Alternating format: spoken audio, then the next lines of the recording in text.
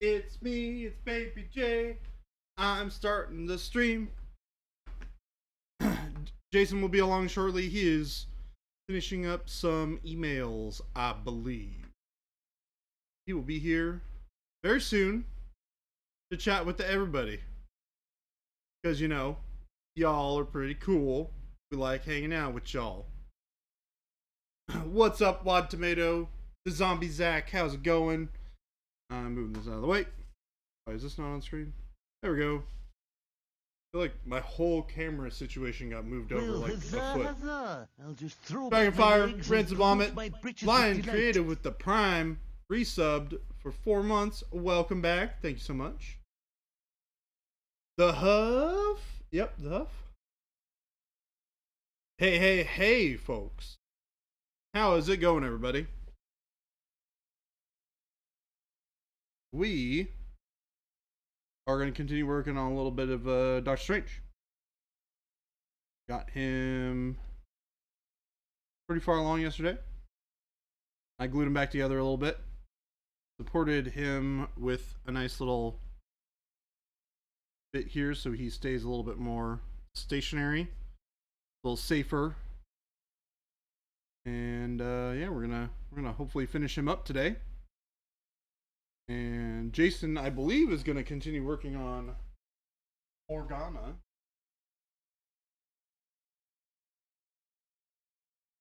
For your viewing pleasure.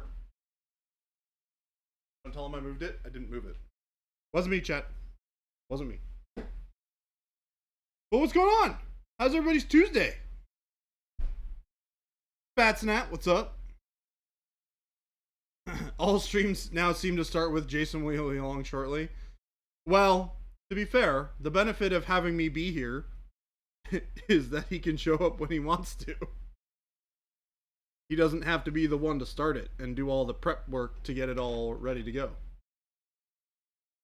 But he is now here. He has arrived. No way. No way.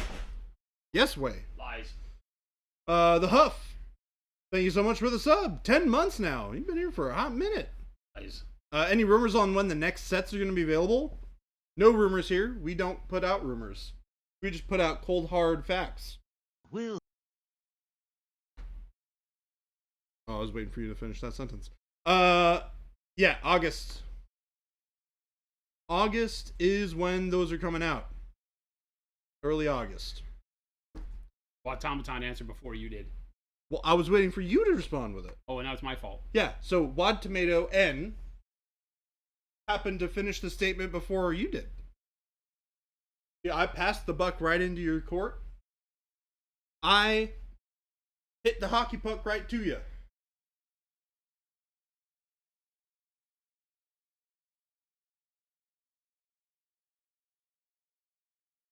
Thank you so much for the Twitch Prime sub. 10 months. Lion Creative, what Conquest Army did you choose again, Baby J? All the streams now start with This Jason one. will be along shortly. Dude, I wish they didn't, but busy trust man. me, it's rough around here. Getting all of my stuff done to a point where I can come on stream is killing me. I was blown. I didn't want to miss yesterday, but I had to. And I couldn't even finish all the stuff that I spent the stream doing. And he still hasn't gotten back to me about it. So I'm like,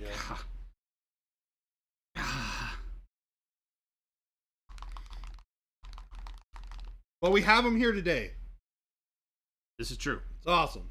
This is true. I'm here. I'm here, chat. One tomato. So can I have his job? I don't paint as good, but I'm prettier. Argue. I will argue. You are not prettier than I am. I don't even care what you look like. You are not prettier than me. I am all the pretty. Jen has to approve all prettier than hires, and she's never. She's never gonna do it. It's true.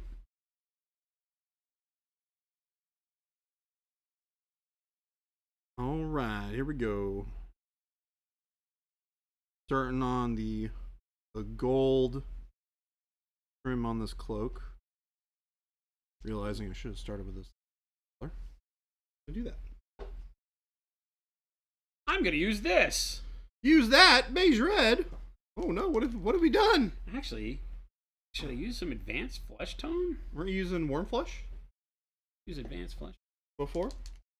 Yeah, that was the before times. Well, oh. I've moved on. I finished with the warm flesh the other day. No. What has he done? I haven't been gone so long you should forget this. Well, maybe. It was a whole day. I guess it was a weekend in between there too, though, so. You're prettier than Baby J. Oh, you were saying you should take his job because you answered first. Oh, you're supposed to take Baby J's job. Sold.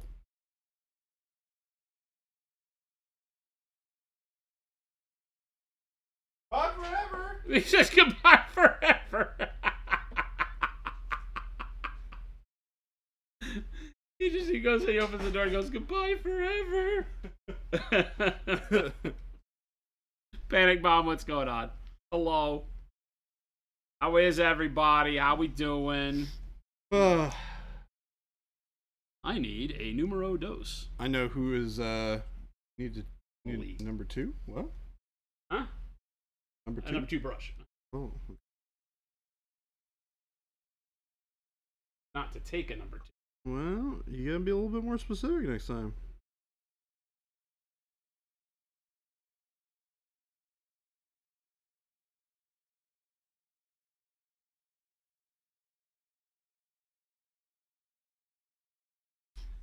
You're gonna start your mini for the monthly challenge today? Like half the month is gone. Isn't that crazy though? Where did half the month right? go? I don't understand. I was just This reminded, can't be happening. like literally 20 minutes ago, that I'm gonna be out of town next weekend. I was like, wait a second, is that really happening this fast? And sure enough, both of us are gonna be out of town next weekend. Yep.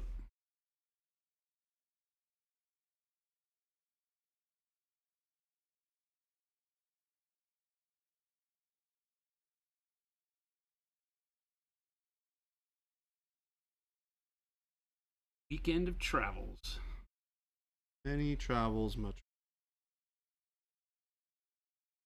He's going to play Digimans. Yep. I'm going off into the deep dark that is Texas. Taxes. Texas. Going into the deep dark that is taxes.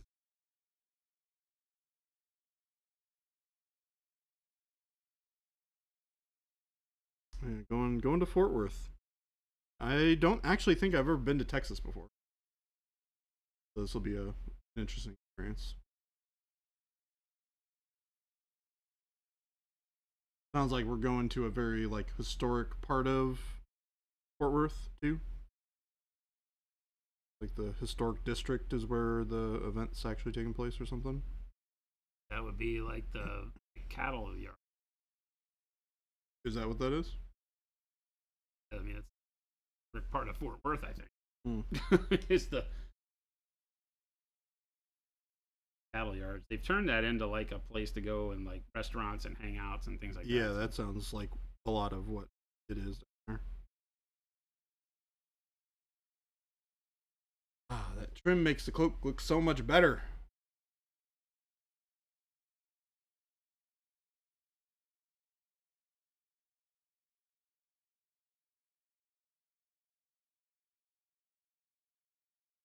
Starting off with this darker color. This is coal black plus a dark golden brown. We're building up to like a yellow gold trim on the cloak.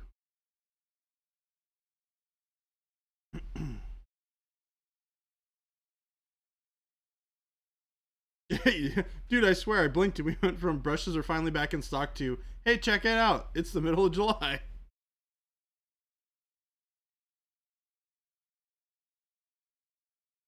Well, to be fair, the whole brushes being in stock thing only lasted about 24 hours because y'all bought them all. This is also true. So in the grand scheme of things, you guys are awesome. Thank you for buying our products.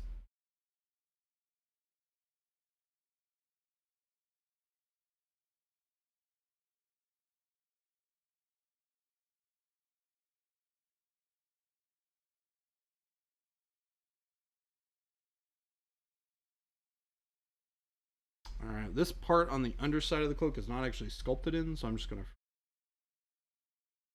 I feel like this detail should go on both sides.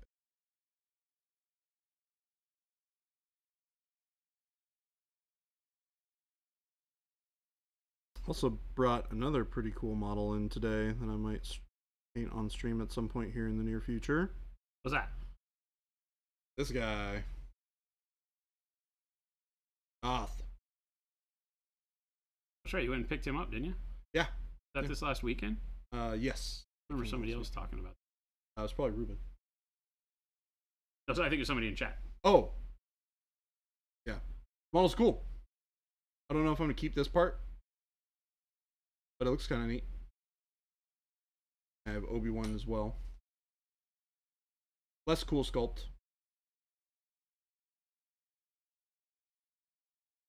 Like him. Cool.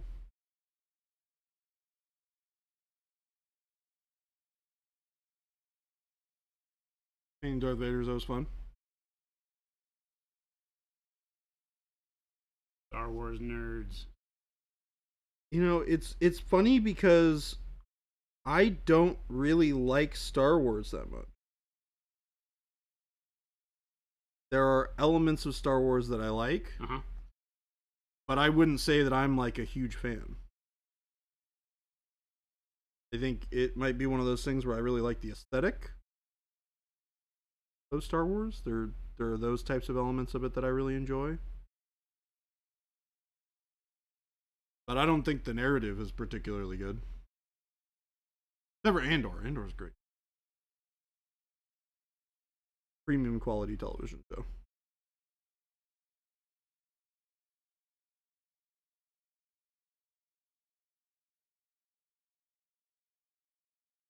Speaking of television shows, have you guys gotten a chance to watch any more of Ted Lasso or The Silo? It's funny because Jen and I, we have watched a smattering of episodes of Ted Lasso. Still love it. I am getting burnout on watching television, not on the show, but on spending my time watching TV. I'm not a very good TV guy. Yeah. So you've mentioned that for sure. Yeah. So for me, like, getting in and binge watching it and having fun and all that is good. But yeah, it gets to a point where like I need a break. I need a break from watching TV. She's ready to watch more Ted Lasso. I'm like, no, not really. But not for any other reason than just, need a break. Need a break from TV watching in general. That was fantastic. So uplifting. Yeah, in a time where everybody seems to be focused on bringing you down. And I don't say that lightly. I get that that's not probably the case, but it sure feels like that sometimes.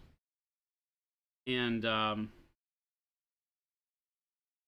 it is very refreshing. I'm at the point where Ed is now facing his problems, so he's become kind of a jerk, Yeah. And I like that exploratory part of the deal. The narrative is that, he's not always just happy-go-lucky. There is something going on there that needs to be looked after, and people are recognizing it, and he's got good people in his court. And he is not immune to the struggles of life, even though he is a person with which problems seem to roll off of without, Well, but you're learning that he takes a lot of energy to make it that. Yes. Right. Yeah, absolutely. As opposed to it being that naturally. Which is a beautiful way to portray the character. A lesser show would just make him be impervious. Right? He would just be the impervious thing with which all these things, like all these good things happen to everybody, or him and everybody else, and when bad things happen to everybody, nothing bad happens to him. That's like a normal way to do it. But to show, your main character, who is the guy who is making everything work for everybody, have problems, that's a thing that doesn't happen super. Yeah, you don't have the perfect hero. Yeah.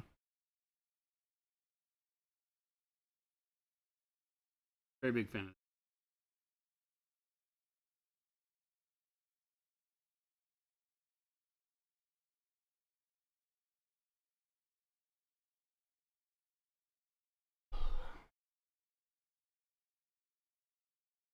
So what's your game plan for Morgana over there? Taking her fourth of a completed state. I'm a painter. I like it. I'm going to continue to paint. Figure it out as you go. I'm going to continue to put paint on her. Is that the right answer? Yeah, that works. Is that the right answer? That seems fine. I got no problem with that answer. Is that the right answer? I think that's the right answer.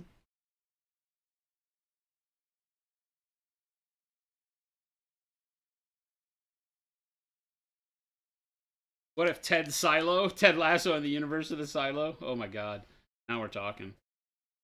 I have not gone back and watched any more Silo, only because, again, it's even more of a time outlay.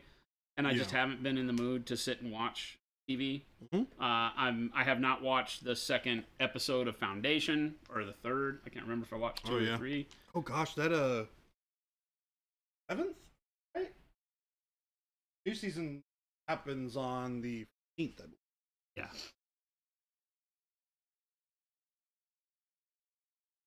I might even watch first season Of Foundation? Yeah. Just to recap, because there's a lot of stuff that happens. But for the second one, it's probably not a bad idea. When it comes out.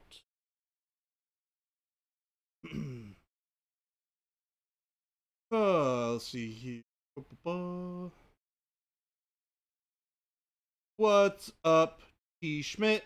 Happy Tuesday. Panic Bomb Arcade, what's up?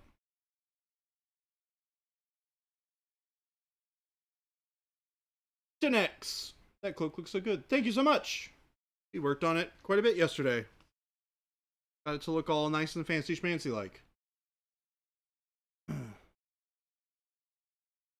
Those look really good. Thank you. What is the trim going to be? Gold. Gold, gotcha. Yeah, it's gonna be like maybe like an ochre gold to a yellow sort of trim. Perfect. Through chat here, see what I missed out on. Stream suddenly became unwatchable? Huh? Like our stream? What? What? The Huff? Fine for me so far? It's fine here. Yeah, There's no I'm drop not saying frames anything. at all. 0.000% drop frames, so might want to reload on your end if you're having problems. What's up, Mo? How's it going? Uh-oh. Mo's calling us all out. I don't see any Mindworks on the website at Monument Hobbies. Well, that's because we blocked it from your IP to be able to access it. Hey, Mo, the thing is that now they're all in the system. You just can't see them. So if you would like a model, contact us, and we can get you said model. You just have to contact support, and we can make it happen. So we are at that level, though. So is there a way to know what is available? You just have to contact me and let me know. I'm not going to run through all the models. Yeah.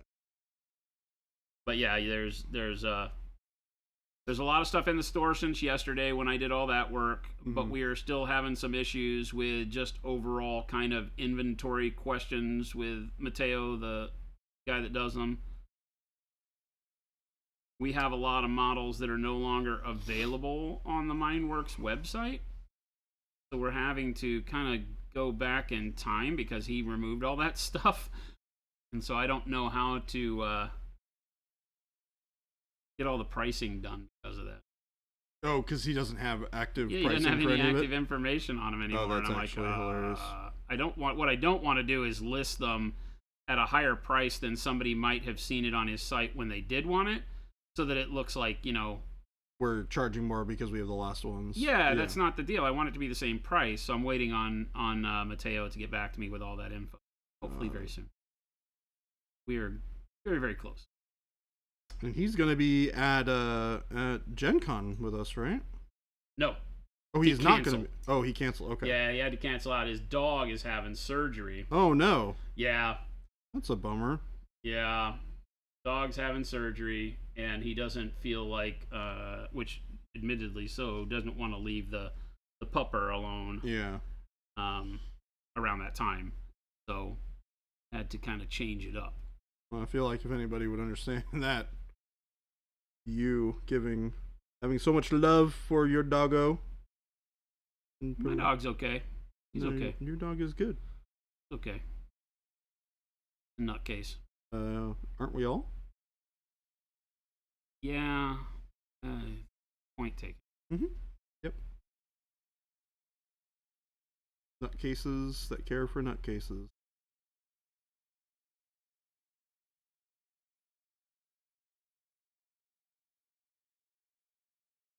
Might crowd you out of the couch, but you still keep on rubbing her belly.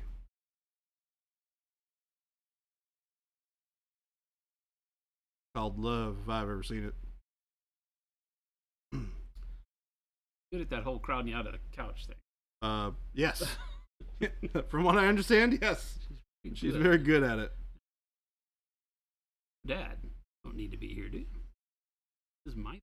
Hi, I'm Cora. My name is Cora. This is my couch. You are allowed to have 10% of it. For a short period of time only. At my discretion. Oh, yeah. Got it. Nailed it. You know her? Met my dog. I have not met your dog, actually. You've met? Well, I feel like I've met your dog because we've talked about your dog a lot. But I have not actually met your dog.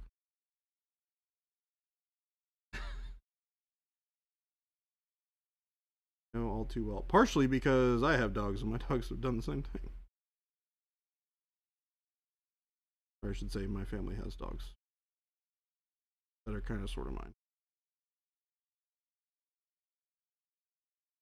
Albeit significantly smaller in stature than Cora. Yeah.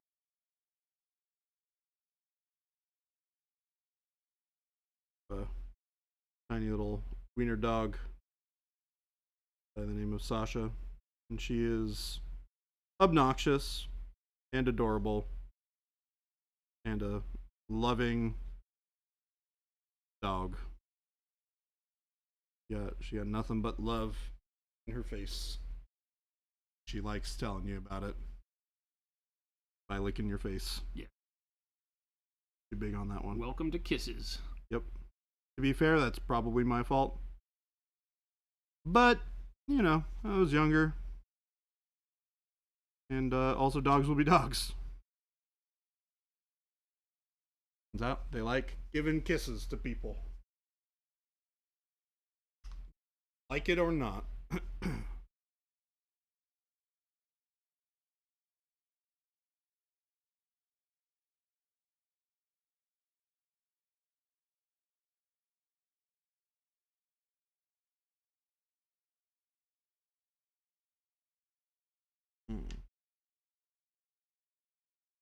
Mo says he sent you an email already. He sent me an email. That's not what I just said. Mo, while I would love to be able to do that, unfortunately, you gotta send it to support. My guess is he probably. No, I can remember him sending me something.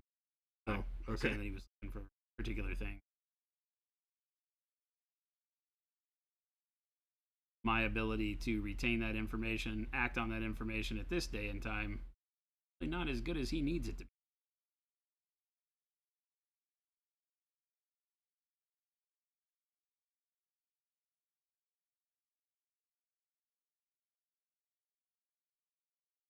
Uh-huh. Hello, Paint Liquor. How do you do?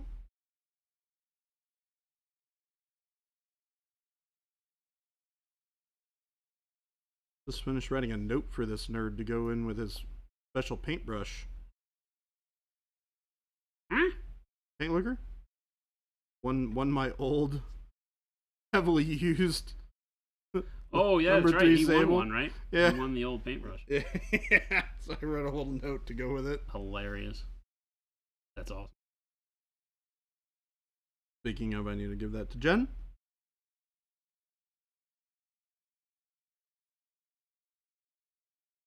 Ready, Paint Liquor. I am not able to pre-read, nor would I want to. We're just gonna let Jordan do his thing. Whatever you get is not fact by Monument Hobbies. I mean, I'm gonna be honest. I'm sure Jen will probably read through it once before she sends it out.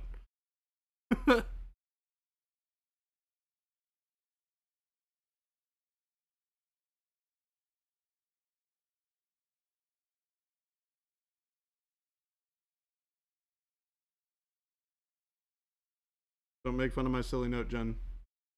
I know you're here. Uh-huh. Hmm? Oh, It is signed Baby J. When can we expect the Baby J used paintbrush vending machines? God, can you imagine? Coming to a city near you. All the proceeds go to getting me new brushes. God, that would be hilarious. It would be actually very funny. It's like, dump all my old brushes, use the proceeds from the old brushes to buy new brushes.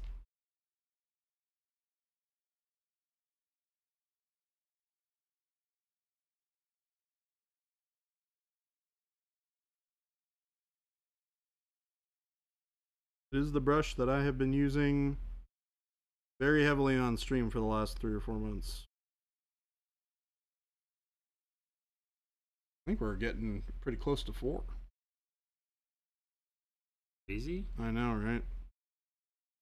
Because I got here, what, March 20... No, 14th, so I have been here for more than 4 months. That is insane how fast this is. Yeah, it's July. Oh my god, this is gonna be a crazy month coming up for July and August. We got Gen Con, then we got Nova. I'm going to friggin' Dallas before the 2.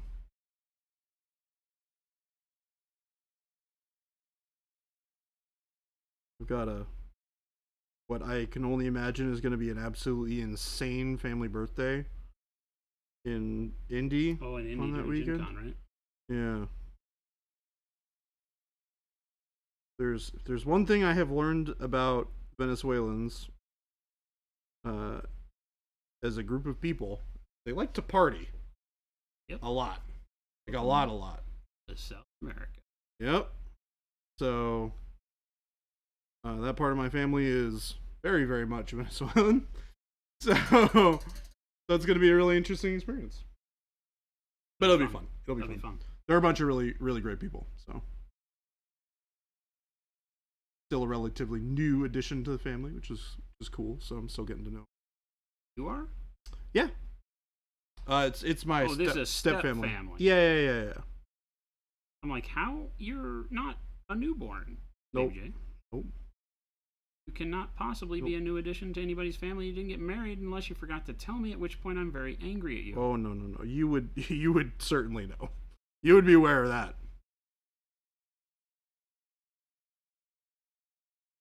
Not only would you know about it, you would be invited.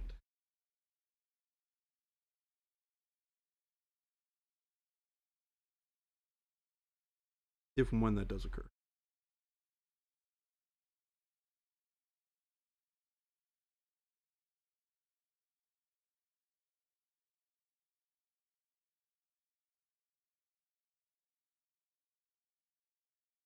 Bringing this up, adding a little bit of the yellow oxide in.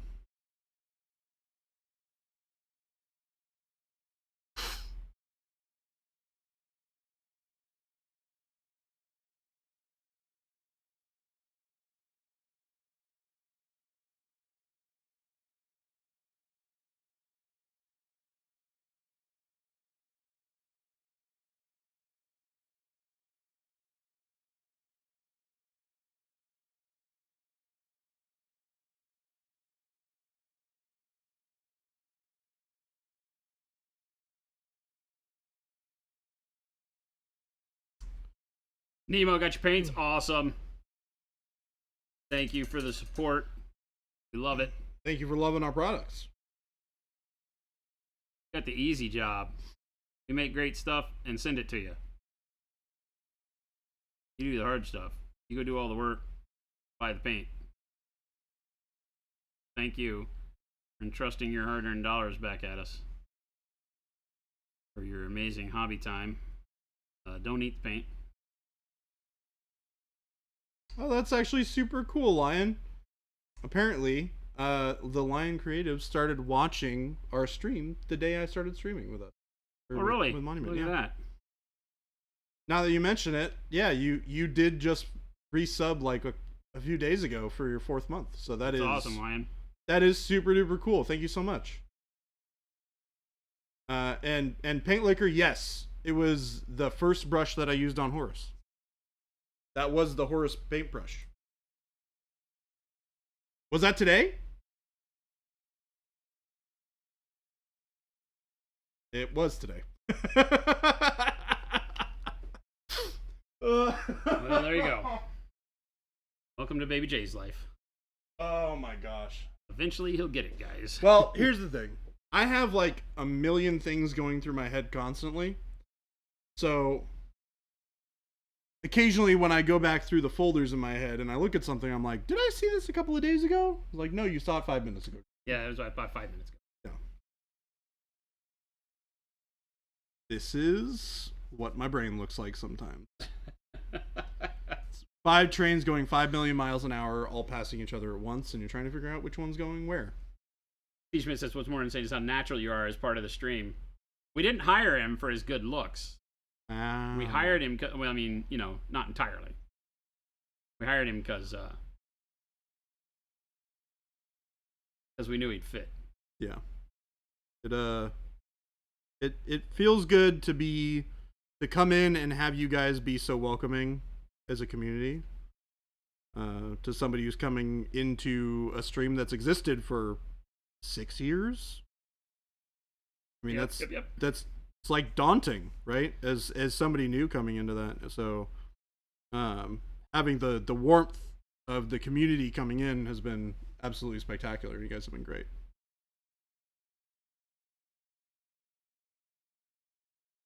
Pretty good. They're all right. Pretty good. All right. I get worried about them sometimes when they talk about, you know, the thing that, you know, we talk about.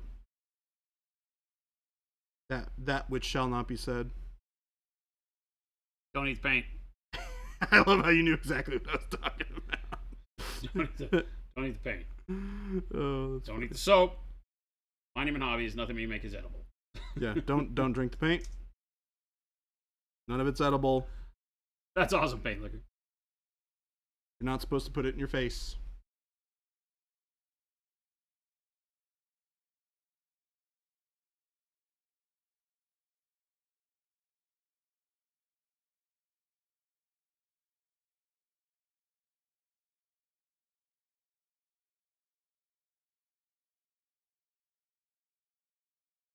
I want to.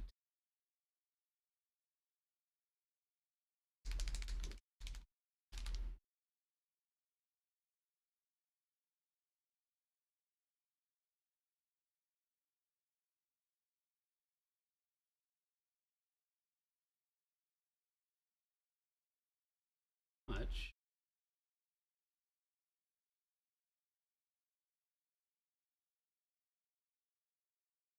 Make a color?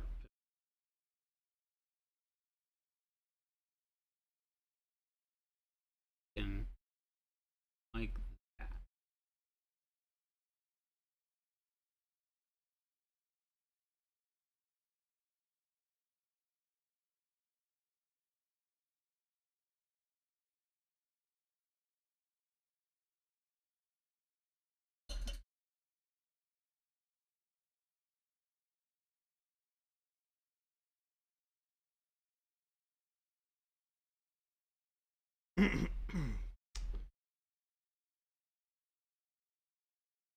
What?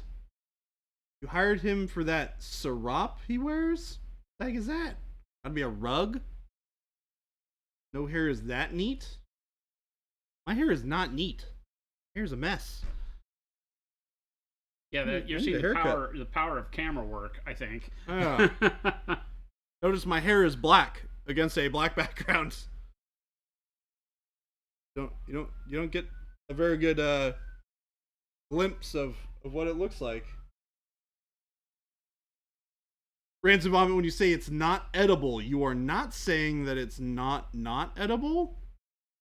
I'm sorry, what? Say it's not edible. You can't trust these people. You are not saying. Don't read too deep. That's literally the opposite of what not edible means, Rancid Vomit.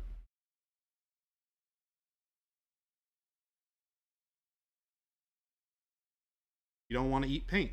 That's want to do it. Don't eat it. It's amazing to me how many times I've said on the ad on the social media site and stuff that, you know, it's like so non-toxic does not mean edible. Yeah. Most edible things are non-toxic. Non-toxic things are not necessarily by definition edible. You can eat rocks. They are not toxic. That's not true all the time, by the Well, way. That's generally speaking, careful. generally speaking, your standard rock. Obviously, there are some that are toxic, and you don't want to eat them. But you don't want to eat rocks anyways. I don't know, Chad. Not a whole lot of nutritional value there. I ain't trying to go eat rocks. Neither am I. You know, it sounds like a much better plan. Where we had lunch today. That sounds like a much better plan. That was a great plan. Oh my gosh. Jabe is the king of the food venues, it turns out. Yeah.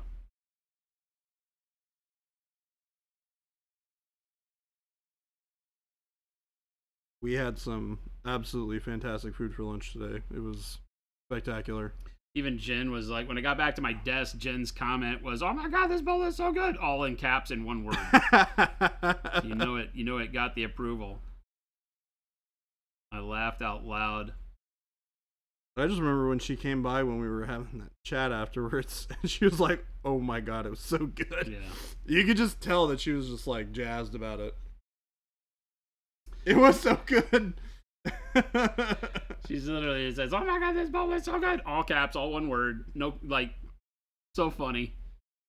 They're like, well, I know where Jen likes. Not gonna be hard to convince Jen to go there. I think it. Okay, so the big question is, does it beat Chipotle? She gets the same general thing at Chipotle. Oh, that's a good question. So now waiting Jen's answer. If faced with decision to make, I could eat all meals from that 2-block stretch of restaurants. Yes, I'm with you there, babe. That 2-block stretch of restaurants is fantastic.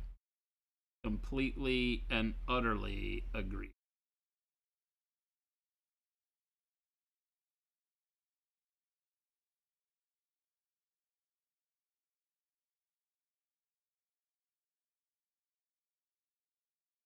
But where does it stack, though? We must know Chipotle, or I don't even remember the name of the place. Where it is.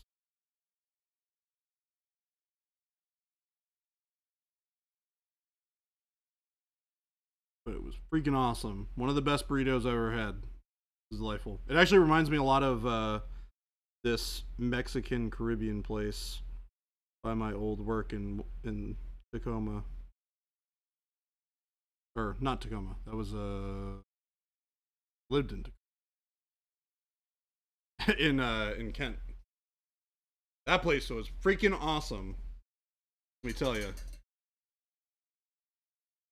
They added a lot of like sweetness to their burrito. Like they had like a sweet, like spicy sauce that they put in their burritos that just freaking awesome. Mm-hmm. I will say though, you had to saw those burritos in half and stick one in the freezer because they were actually the size of my head. Oh, really? Oh, they were ridiculous. You seem to find large burritos. One of Jordan's biggest gripes around here is that they serve his burritos too large. Unironically, yes. It was one of the things I noticed when I got this burrito today. I was like, oh my god, a burrito that I'm going to eat and not feel terrible afterwards because I either had to throw half of it away or felt sick for eating it all. Moondrop Jade.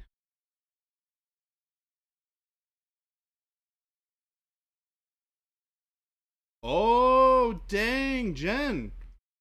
Woo! Okay. It's a difficult comparison because I love my bowl from Chipotle, but if I were forced to choose between the two, I would choose the bowl from Mascadoras. There you go. There you go. Drop a jade, drop a dark worm flesh, 2 drops, white blue.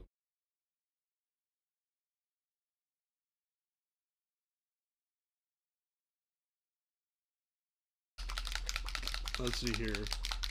Wad Tomato. So I was watching a little bit of the painting phase, and they had a former GW guy on who was involved in the creation of the contrast line. They were talking about older paints. Apparently, Devlin Mud had components that were organic. Your paint would eventually go bad. Ugh. Not always true. Carbon is organic. What are they even talking about? Titanium is organic. Yeah. Carbon is organic. There are some components to like our paints that are organic. Most are synthetic when dealing with acrylic pigments. Glycol based products that are in your paints across all of the water based acrylics are all organic. Sure. Oil based petroleum products. So that's I would have to understand more about what his actual words were before there's a lot of obvious organic components. Technically everything's organic. Nothing is 100% man-made. Just like snap your fingers out of the air if something appears. Everything's made from organic components, right? Moose says the tonal work is stunning, Mr. Jason. Well, thank you. Piece. Wow. Thank you. Yeah, I'm just playing around. I've got the box art up, and I'm just kind of goofing around to come up with some really cool tones that are going on. So, like you see, the jade, the dark warm flesh, and the white blue give us this. There's a really cool kind of very bright seafoam green almost. The idea here with the 90% glaze wash medium is it does this, right? It's a super thin filter. And we're going to use the airbrush again. You kick the compressor on for me, sure. Thank you. Of course I can. Water to it. Thank you, sir. Mm-hmm. So again, like I said, like 80% of this entire mix is either thinner, being the glazed wash medium, or water, also a thinner. The water to get it to flow, more like a liquid, super light weight. That helps when you put it through the airbrush to get less coverage per spot, I guess you might say it. Because the way that a very low viscosity fluid atomizes through the airbrush is very different than when you take a thicker paint and run it through the airbrush.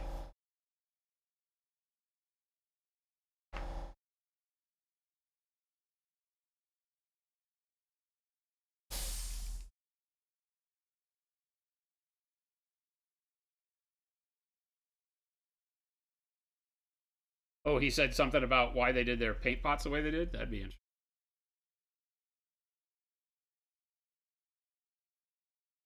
Story we were always told from internal on high at GW was that they wanted something that looked like a bolter shell. Oh, really? That's really interesting. Why they were always that hex shape. The way they envisioned the original. Oh, the original ones. The original bolt shell. I would even say the new ones are more like that than the old hex ones are. Yeah, the new ones look more like a bolt shell.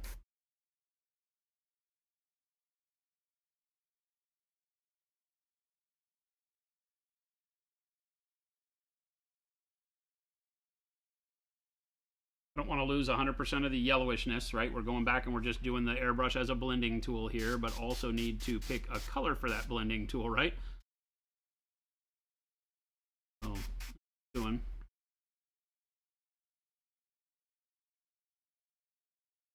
I need it super thin. And overlay all of my colors, get my blends, because I still am doing everything very sketch style, because I'm just kind of feeling my way around the colors, trying to get a idea what I like here. Blend area on that shoulder almost immediately.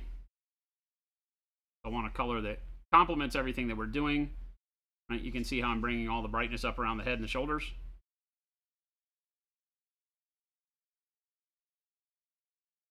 And I'll just continue to do this kind of work back and forth until I really like the overall coloring.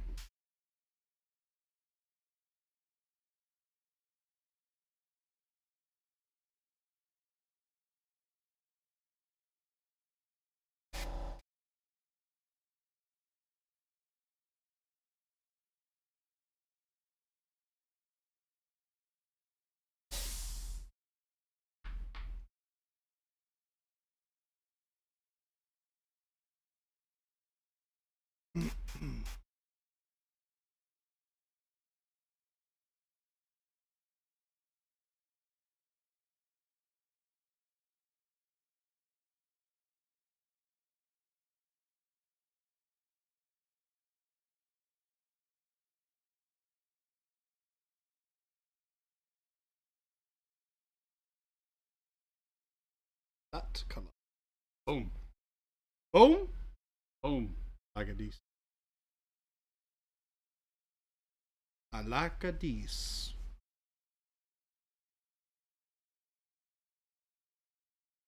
See what you're doing? I like a decent.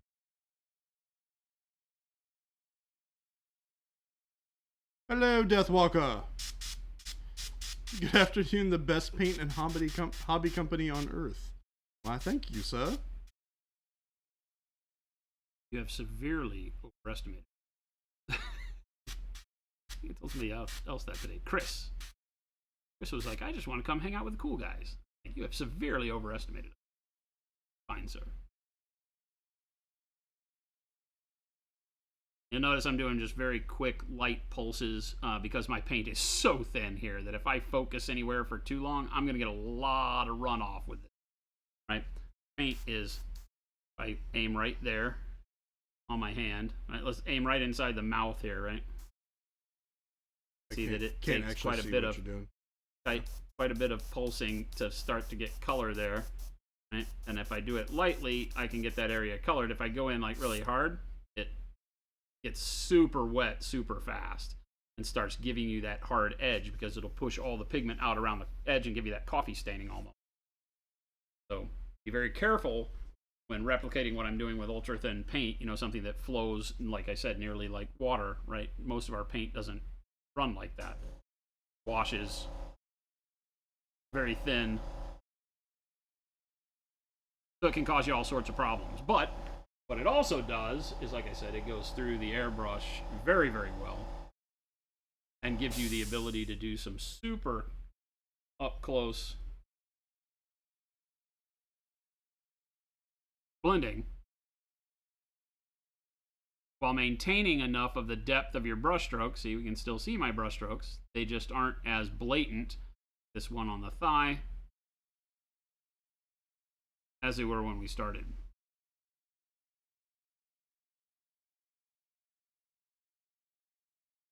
We just keep going back and forth with this until we're happy with the color. I like that color a lot, though. One of those times where I wish my acrylics wouldn't set up real fast in the air. I like to do the next step and then airbrush with this exact. So that's why I made a lot, because I'll leave it in the pot and it'll be good in the cup for a while. I still need to clean out the airbrush. Don't ever get to a point where you think that, you know, hey, I like this color, I'm going to let it sit there for a minute. If you're not running the airbrush, do not leave the paint in it. Better safe than sorry. No matter how much flow improver you add, unless you're just doing something super quick off to the side, always just take the time to clean the pot out. If you know you're going to do a lot of start stop, do what I've done. Mix up your paint in a cup like this. If I'll have this paint, will take a lot longer to cure because there's so much more liquid there. Whereas so little liquid in the airbrush will cure almost instantaneously. It'll start to skin and give you problems. So if you know you're going to want to do what I'm doing, which I'm going to go glaze a little bit more skin tone, then I might want to come back and do this as a bright highlight again, because I really like this bright seafoam color I've created. Then put just a hair of paint, just a little bit of paint in the paintbrush to airbrush with it first, and refill as needed. Don't put it all in the airbrush and then let it sit there. That's a good way to build immediate clogging into your airbrush. Alright. What color to do the pants? The pants. Right now, I think I want beige red. With a little bit more pinkishness in it. I use the advanced flesh tone first because it has a little bit more of the yellowish brown to it than the pinks of our other flesh tones. Advanced flesh coming out in the next signature series paints that we're doing. Very exciting. Great color because it just gives a really nice, warm, like deep flesh tone without giving you all that. It sometimes it's just too much. Sometimes you want to add the pink at a later stage, like.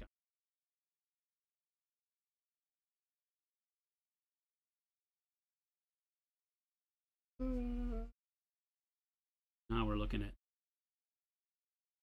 and I want to get most of the paint off of the brush.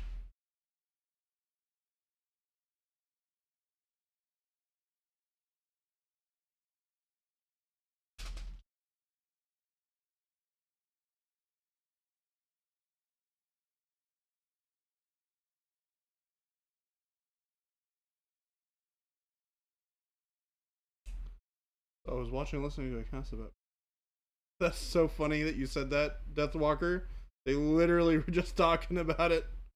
What's that? Oh, Deathwalker just brought up the same, the same old the podcast. Folks don't need the paint, but they. What podcast? What are we talking about? I don't know. They're talking about the one where they were saying that the old GW paint had like. Oh, yeah. Stuff that would spoil in it. Which is just crazy to me that they would do that. Yeah, I'm trying to think off the top of my head what spoil now. There are components you can add that would cause paint to yellow over time. When I think spoil, I think like turn rancid, you know? Yeah, I think that's what they mean. Like, you don't put dairy products or anything. I mean, I guess you don't. I don't know what they did. Yeah, they put milk in their I wasn't paint. there. They're just putting milk in their paint for no reason. Well, check it out. It makes it work really well if you do this. Yeah.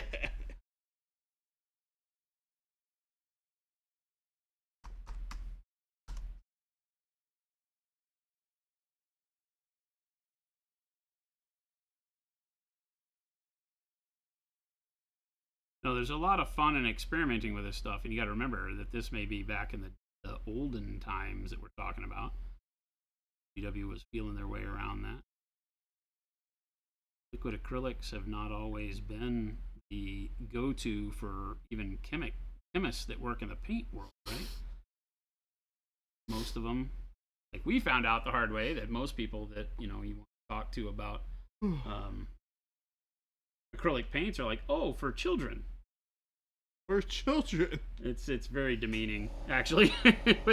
When you get right down to it, it's very demeaning. It's very hard. Funny. Very hard to deal with. You're like, no, for adults, actually.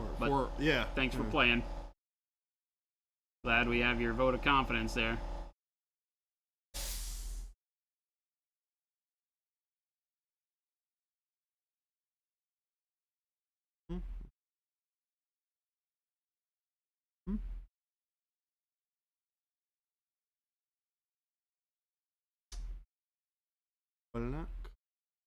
That does a really good job of giving us just a hint of that pinkishness back on there. Not trying to change the world with these glaze colors. We're just trying to add a little bit of color in. Of course, with these, as long as we don't go too opaque with them, then they don't add a lot of texture onto the model at all. They can. We can go overboard with them. You got to be careful, but by and large, we're pretty safe.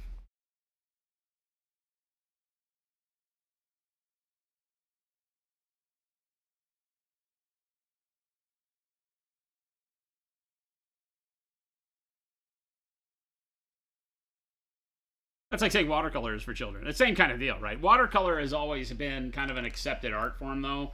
Liquid acrylics have not. They generally started as a non-toxic way for children to be able to paint, right?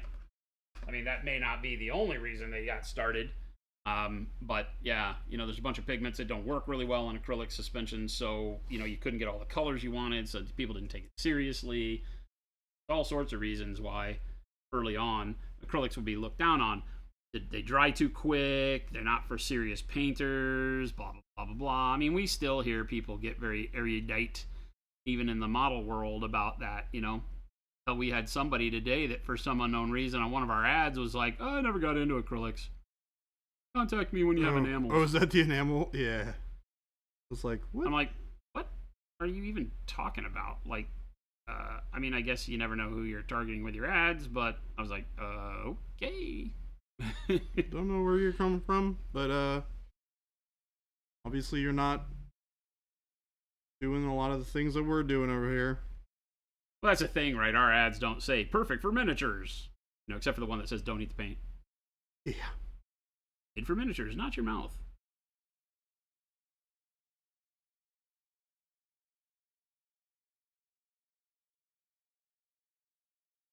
But in a lot of cases, people will find us for the first time and not recognize what it's meant for. What it is. Teaches us that, maybe we should actually say, we assume that people see it and they're like, oh, I've been looking for this for my next GW model. When in reality, a lot of people out there are getting fed, information about paints because they paint.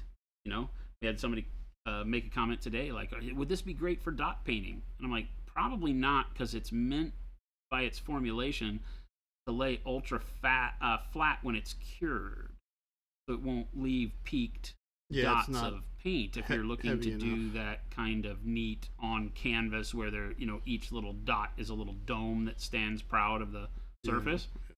Our paint probably won't do that for you. You might be able to put an additive in it, but at that point in time, buy something else. Try to be open and honest with everybody about it, but sometimes we forget that not everybody finds us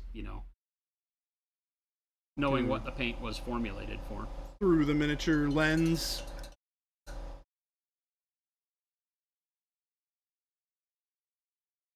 Scale models, yeah. If you're doing enamels, you're doing like cars and things like that mainly. I mean, there's nothing to say that you can't use our paints on cars either. Oh no, definitely not. Acrylic will do anything that any other paints will do. They'll get the job done and make it look really good, and flexibility. Anybody that says different hasn't used them. They're kind of old dog, no new tricks. Yep. I did not learn with acrylics. Acrylics didn't exist as a very defined segment of the scale modeling world. I was a kid learning all this stuff. You painted with an oil, even lacquers to some. I largely grew up with the old enamels as well. Yeah, like tester. Yeah. I had the old glass bottle tester as an enamel for a little while, at least, until I was introduced to Games Workshop. Yeah, we have acrylic paint right here for you. The scale model world has a stigma about using acrylics. I don't know. I haven't seen that in a long time. It may still, obviously, it probably still does exist from people that have been doing it forever. Maybe amongst the old guard, for perhaps. People that have actually taken, when companies like Vallejo went in and made their model color line and their model air line, you knew at that point, this is, over a decade ago, then, you wound up realizing that they had broken through into that world, because that's their world, right? Vallejo, AK, MIG, and that's all they do is, they do other things too, but they don't do enamels and all that in a big way, like full color lines anymore, I don't believe. And so you wind up with that whole world of scale modeling changed dramatically when the manufacturers started giving you all of these colors that you weren't able to get in, like enamels right off the shelf. There wasn't, even with Testors enamels and Tamiya and the alcohol-based stuff, you had a lot of colors, but it wasn't until then they had like, oh my God, there's 700 colors. There's, Imperial Navy green, there's all these like Japanese Navy and all these color chips from the actual countries around the world that were dialed in, and all that was acrylic. We get hit up by the scale model world all the time. Oh yeah. Hey, when are you guys going to have military colors? And by that we mean not just like camo green like we do. They want colors that are spot on out of the textbook Yeah. for what this They want this color was. World War II German tank hull gray. Whatever. British Exactly. Navy blue or whatever. Yeah, and all you of know? those things have codes that are still known today that you can recreate. You paint your teeth with bold titanium white. Does that have the desired effect? I feel like it doesn't. Intervention time, paint liquor. Intervention time. You never enjoyed painting with enamels? When they were all I had, you didn't know better. I will say this, that when I moved to painting with oils, I liked them a lot better than enamels. And it may have been that the blending and everything was a possibility, because what happened to me is I had the testers enamels and all of that as a beginning painter, and that's what you painted with. And you basically just base coated, right? All you were doing was putting color, like color by numbers. Paint the cape red, paint the shirt blue. There weren't multiple levels of blue that I was worried about. It was just blue. And then, when I discovered via the scale model world all of the ability to do like dot filters on tanks with oils and things like this, that you started really looking. And because all of those paints interact differently with one another, like how you layer, when you layer, how long it takes a paint to cure. Even as a kid, I had to pay attention, because all my models, I started having cracked paint jobs because I'd put oils over enamels or vice versa. And so then when acrylics became something you could find, and the first acrylics I had were artist acrylics just out of the tube, and I was familiar with that from painting with oils.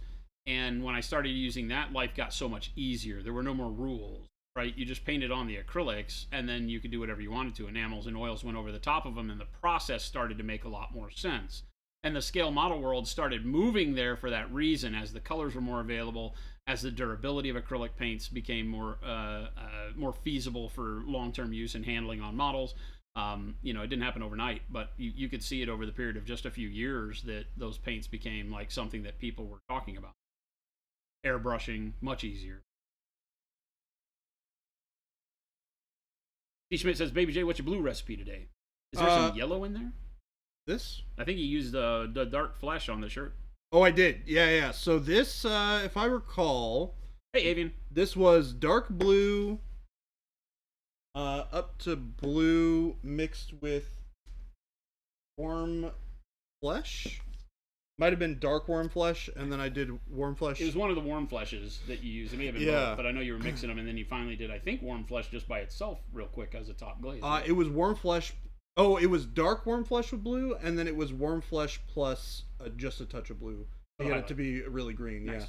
Because when you mix dark warm flesh, it gets less green than it does when you use traditional warm flesh. I've noticed. Some of the darkness of that dark warm flesh tends to pull some of that green out.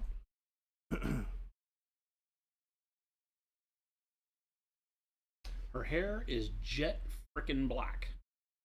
Yep. So with no I'm highlights. at the point now where I'm going to cut in some things with black to get rid of the overspray that we've been doing with our highlight colors. The one thing that it will kind of mess up for you is what you're seeing is that you'll be stuck in a situation where you got to figure out what your color actually looks like. This is my favorite part about painting models, is when you do all these base coats and then you go over it with black and you see all You see all of it. It's so good. We tend to forget how much distortion of the actual vision happens when you're staring at the model, like we are right now, where you have that overspray on the braids and all.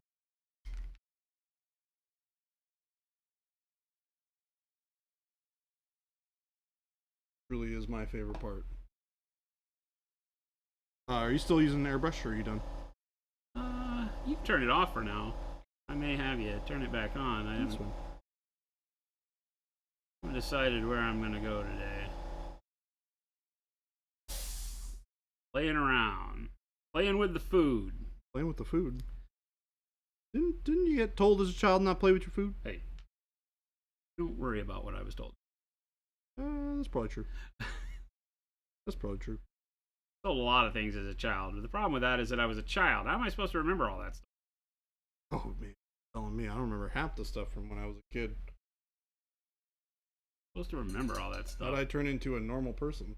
Who Yeah, knows? I give my mom grief when I go and visit. I'm gonna go up there for the funeral, and it'll me hanging out with mom. I'll give her some For the grief. for the grief.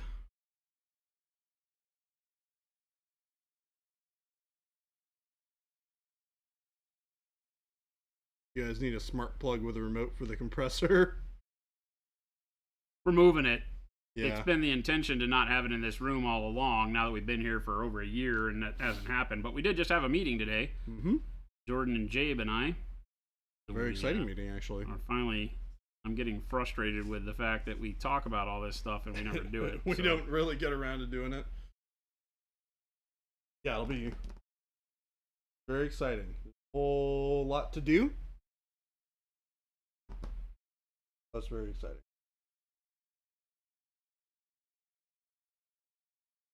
Lots of cool stuff to be done in the future. I'm very excited about it. Yeah, we've been talking about it for a while now that we want to do the producing station so that Jen can be in here with us. She's been wanting to jump back on stream more, but they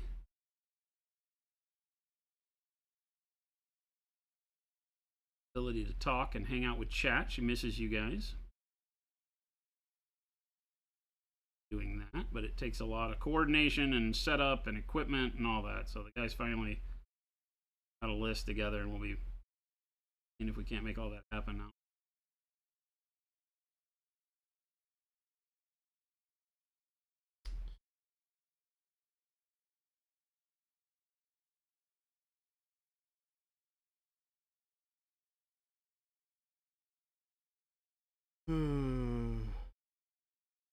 So you hate to maybe sidetrack, but I forgot what you add to red orange to make it the highlight. Feel free to not answer. Which red are you referring, Deathwalker? Are you talking about his Blood Angels or the red that I was doing on the cloak?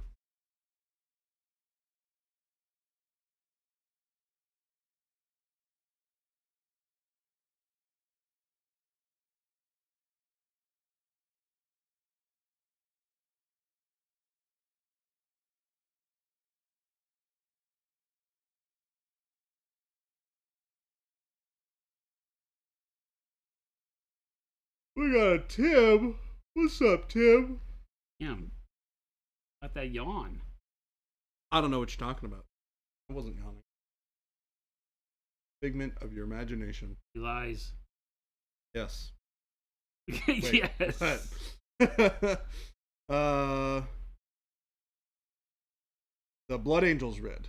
So the mix is Power Red plus Orange for the first stage of highlight, if I'm correct, and then adding Warm Flesh to that mix.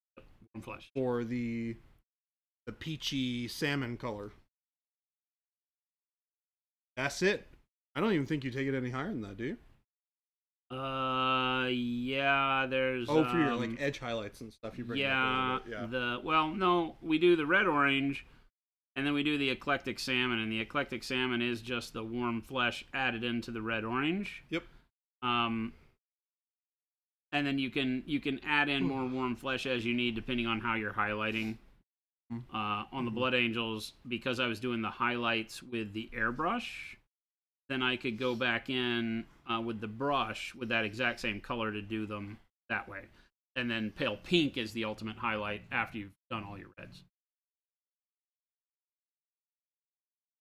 Pretty easy. Answers have been had.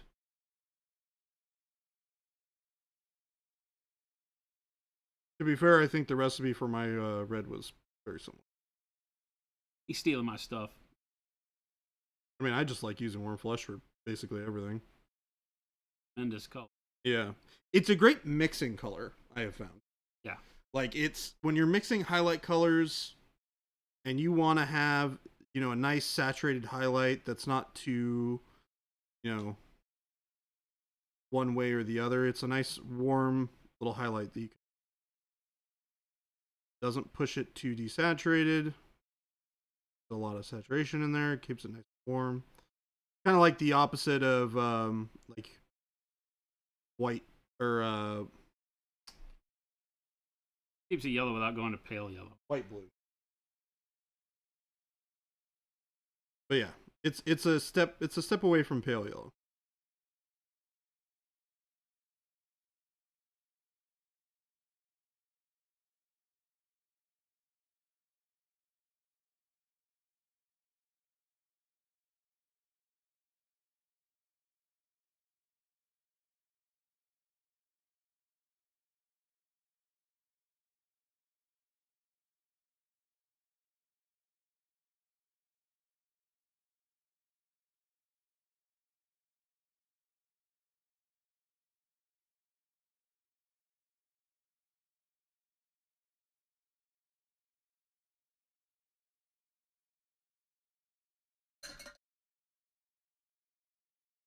Isn't impersonation the best form of flattery?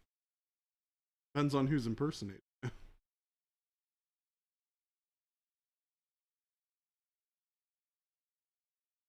Remember when I was younger, music and all, but he once said, Weird Al Yankovic ever made a song of mine, I'd sue his ass. I'm like, no, you wouldn't.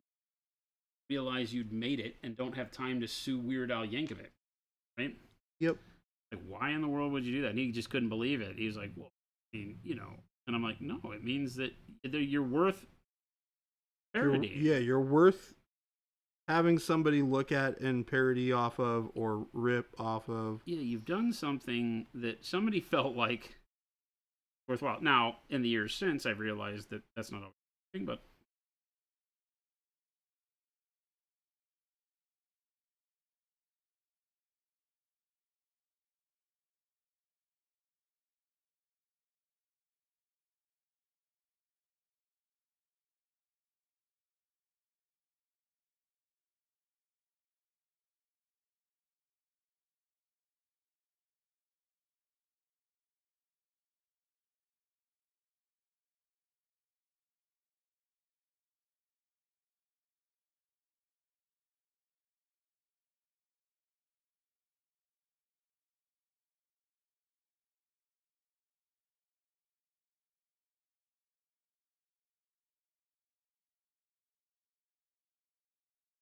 hey Mo, you still out there? Still out there? You should send that email in, and if you haven't done it already, send to me after I just told you not to send it to me.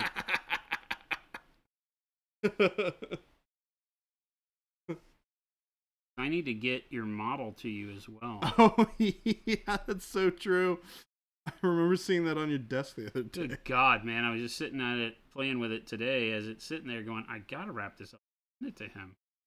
And the only thing that keeps me is making sure that the address we have on file. I always get skittish about just assuming and sending things out the door. Somebody eventually is going to be like, so about that, I moved.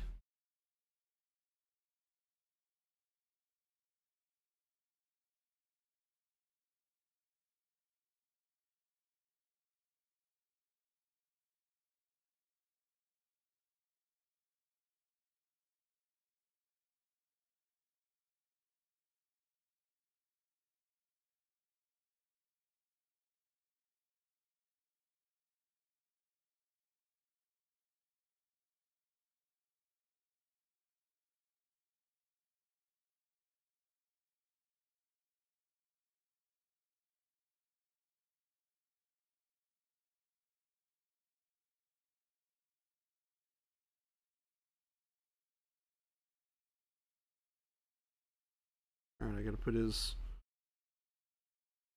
gray hair in. The man's got some gray on the side of his temples. Wad, no, generally you can't. It's parody, so he's protected.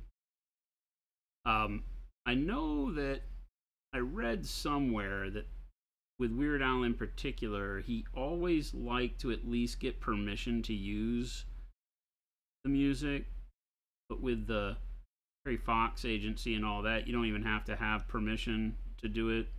You just have to pay the royalty, and there's a going rate. I don't know about if they've changed any of that for modern days, but if you're doing the right thing, you would call somebody and ask, hey, we want to do a cover or a redo or a rendition or parody of your song. We'd like to have the rights, and a lot of people would say no. You do them anyway. You're just being nice. And generally, the artist could have negotiated. When you go forth and say, hey, I'd like to do this, they could come back and say, sure, we'd be happy to have you do it. It's going to cost you X amount per record. You can negotiate the points. Whereas if it goes to Harry Fox, you get going rate, right? And you don't get a negotiation. Now, it does mean that some artists, publishers, writers, producers just get random checks in the mail. That'd be so weird. From the attribution rights of your songs and stuff. That's gotta be so freaking weird. Yeah, I used to just get checks in the mail. Have a check in the mail. I used to get checks in the mail. Sometimes it'd be $50, sometimes it'd be $500. What the? And just rando shit. Excuse my French, but you never knew. You if you were smart about it, you never expected it at all. No. It would just show up and you'd be like, hey, I have a check for $500 from somebody doing a thing. I did music. There was a buddy. I say buddy, very loose term. He was not really a buddy, being a horrible human being to deal with, but he was a guy in New York that I knew, and at the time he was good buddies with the guy that did all the music production for the WWF or WWE, whatever it's called, the WWF, World Wrestling Federation, right? That sounds right. And so he.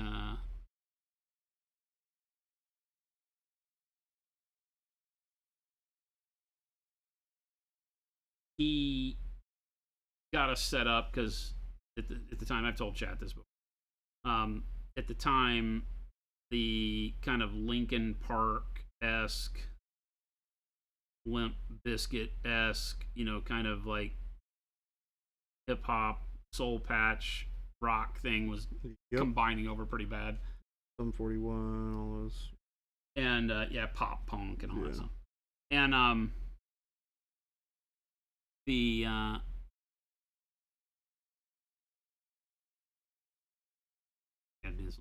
WWE was always, big into the trends. That's how they sell new wrestlers. And so these wrestlers would come out and they wanted music for their get out on stage music. And so I would just make like lots and lots of tracks and put them on a CD, like a compilation.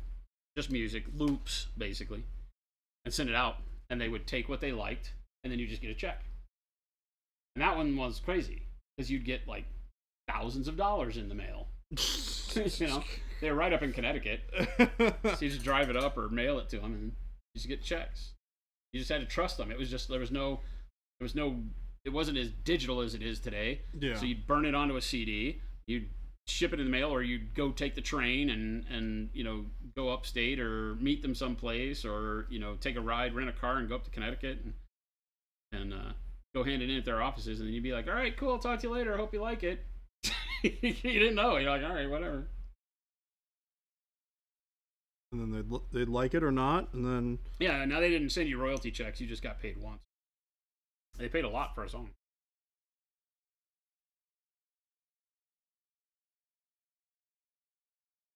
He always asked for the blessing of the artist out of respect, which I think is great. I remembered reading that, and I was like, great, good on him. That's the way it should be. Right? That's the way it should be. Fortunately, not enough people do that.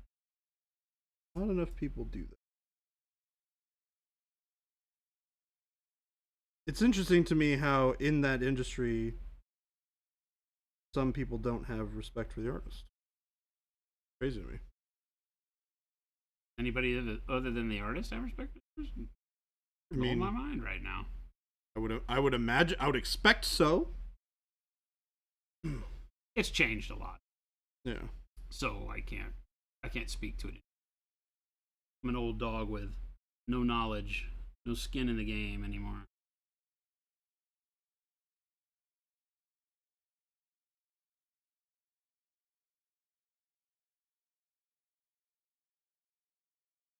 Other than helping a few friends negotiate contracts,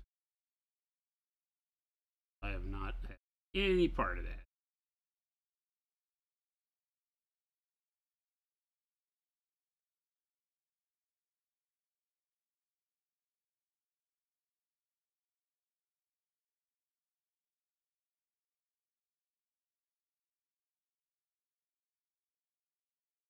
I paint war dollies. Me too. I don't know if you know this about me, Jordan. Paint war dollies? I paint war dollies. Have you met me? Who are Pretty you? sure I do the same thing. Who are you? Hi, my name's Baby J. I've infested your stream. Oh. That guy. I'm a parasite.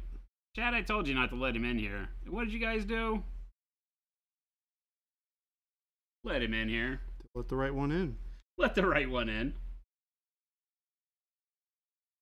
That was a horror movie joke for Ordered a pizza to the old address. Oh, it sucks. We have people that do that all the time. Oh my god. That reminds me. I remember back when I lived in Tacoma and I worked in a place that was about half an hour away. I like was leaving my work. I was like, "Ooh, I'm gonna order some food for delivery, and it'll be home right as I get home." Oh, you told me this. It was like the wrong place. Yeah, so I ordered it, and I was like, boop, boop, boop, boop, boop, drove home. I was excited. It was awesome. I was ready for some awesome food. I get home, like, where's this food? No food. And then they were like, oh, it's been delivered, blah, blah, blah, blah, blah. And then it has the photo, and the photo is, and this is like an office park, right? So, like, once it goes dark and everybody leaves, the lights are just off. And it was, like, windy and rainy outside. So all I see is this, like, really depressing photo of this person, like, outside of their car, shooting towards the door with the logo on it, and on the steps of the door is my food. And it's all, like, dark. It's not lit. There's nothing. It's just, like, sad dark. And I was just like, oh, this totally matches my mood right my now. mood right now. And I was there pretty late, so by the time I had gotten home, the store that I had ordered from wasn't open, so I couldn't, like, get a refund and order it again. Well, why would they have been on the hook to give you a refund? They do that. You take advantage of them? Hey, look, let me be honest. Your fault. One-time occurrence, doesn't happen very often. We have customers that do that all the time. And they don't catch it until they get the delivery notification or the out for delivery notification. I'm like, you've gotten 5 emails prior to this. Yeah. You know? Well, the problem with DoorDash is it doesn't do a great job of, like, notifying you which address you're delivering to. Because you pick it. Yes, their UI is better about I it like now the hesitation. than it used to be. Like the hesitation. Hey, look, I'm not saying that I was wrong. Or wait, hold on. Ah! Shoot. Chat. Got him. I'm not saying that I wasn't wrong. Got him. Look at that. It frames it in so nice. Yeah, I was saying.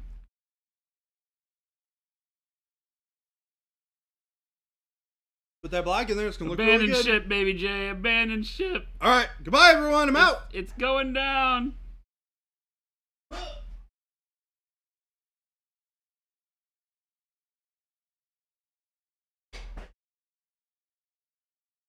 I don't even recognize it anymore because I know he'll be back. Yeah. How about now? What's up, Solo? Gosu, when did you show up? Oh, like literally minutes ago. What's up, Gosu? The lone burger sitting in a sketchy parking lot. I think it was nachos that I ordered. if I recall. Or maybe it was, I don't remember what it was. Teriyaki, maybe?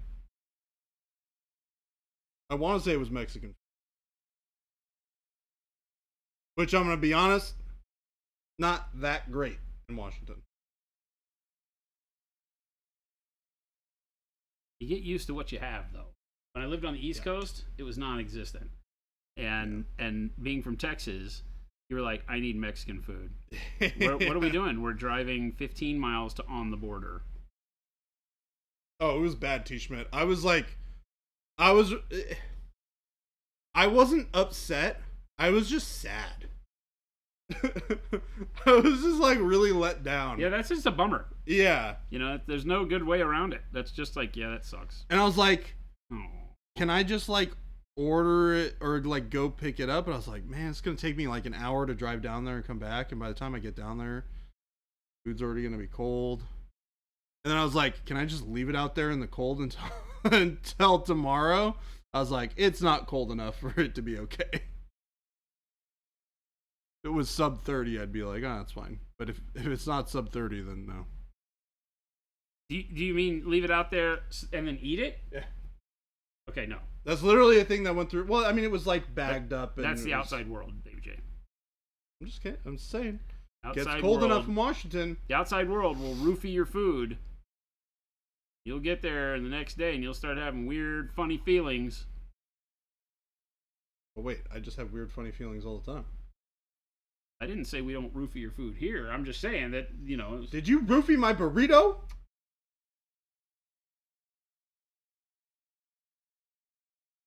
Did you roofie my burrito today? Is that why I'm yawning?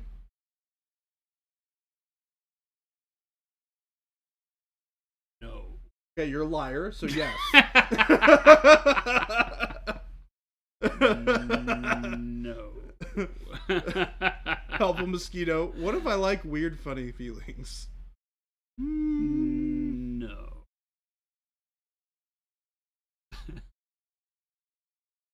Plead the fifth. Tim, you had that happen? Placed an order when you were in Richmond, Virginia, and ordered it to the exact same address in another city in Virginia?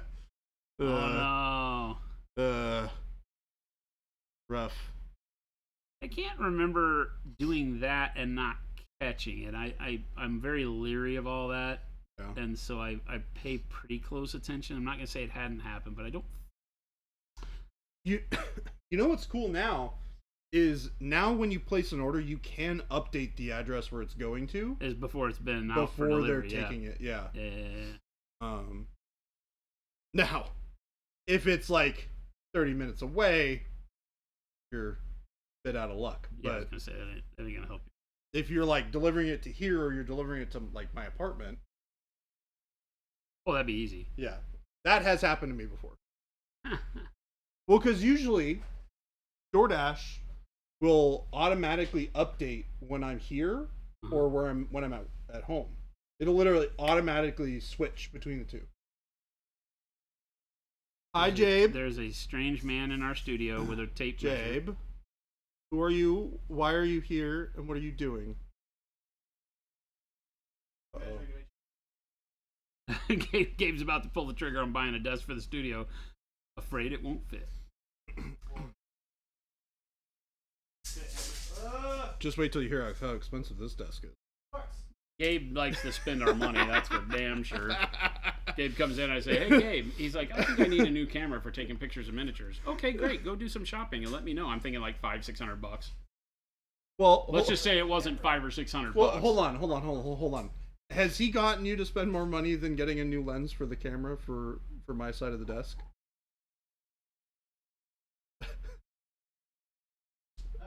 I might be worse. Yeah. Yeah? Woo! Yeah, I think Gabe is Round of probably. I think Gabe has applause probably for surpassed Gabe. new lens for camera. Wow. The Well, I got a computer computer didn't too. help. Oh, your computer's probably fancy. I love how Gabe's I wish you guys could see Gabe because Gabe's like sitting right off camera and he's staring at us. He goes, "Yeah, my computer didn't help." Gabe does all our video editing and artwork and all that stuff, so he does have probably the most powerful computer in the building. That's why you like using the second number in your area code? What? Is it gonna fit, Gabe? Or I'm sorry, Gabe. Your name no longer starts with G. You realize that that's very bendy, right? Yeah. That's not a pretty accurate representation of how large that is. Oh, chat. How you doing, chat? We could pull this desk a little bit closer to. How's life treating? It's great. We're having fun. This is awesome. Gabe, you should hang out and sit in a chair and talk to us. I'm on the clock. Tim, that's so funny. The driver's like, I'm here, I don't see you. You're like, I'm right here. Flash your lights. He's flashing your lights. You're like, I don't see you. He says we did that for like half an hour. I swear to God, I am out front. Where are you? Oh, that's like, where were we just? Was that Adepticon? And we were, Phil and I, new guy Phil and I were coming back from Adepticon, right? I think we were the two on the late flight. And Phil and I were leaving, and we called for, or maybe it was when we got to Adepticon. We flew in together. Either way, we called for Uber, right? And I'm Uber ignorant. I don't ever do Uber. Jen does the Uber, but Jen was not there, so I did the Uber. And I did plenty of Ubers just fine when we were there. Yeah, I got better at it. Oh, that's right. But I was at the airport, and we did an Uber to pick up to take us where we were going, and I hit the thing, boom, hit the thing, and did the pickup, and there was our arrow, and I hit, yep, that's where we're at the airport.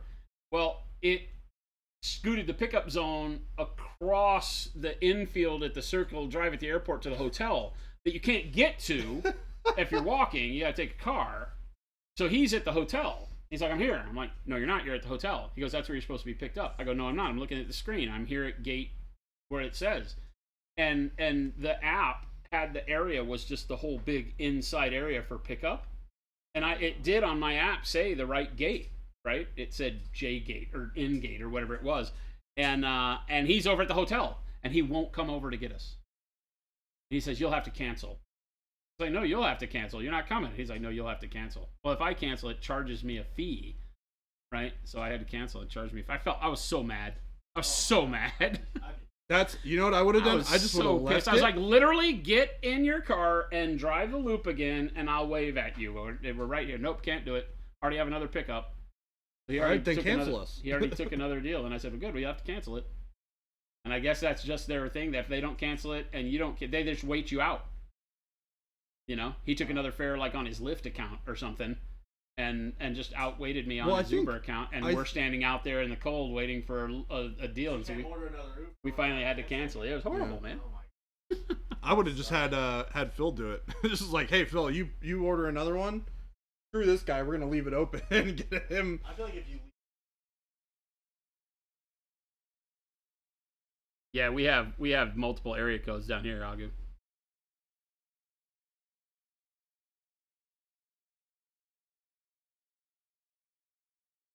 What?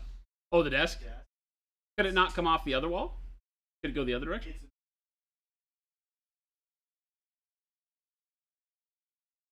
What's the short leg of the L? What's the length of the short? Oh, well, that doesn't work.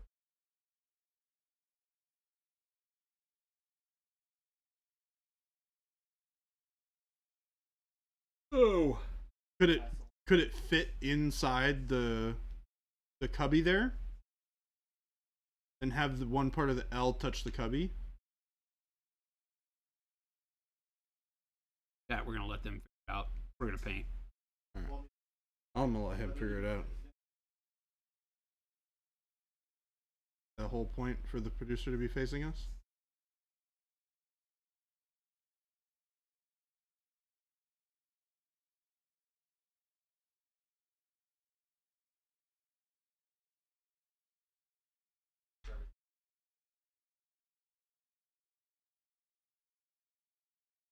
How much space? It's pretty light. We could just get a body crane. And she walks over there and we just put a hook on her and grab the rope. Lift her up. And swing her up over the desk. Just don't tell her about it. 3 inches She'll is be okay fine. with it as long as we don't ask. I mean, it's a little tight, but that's fine.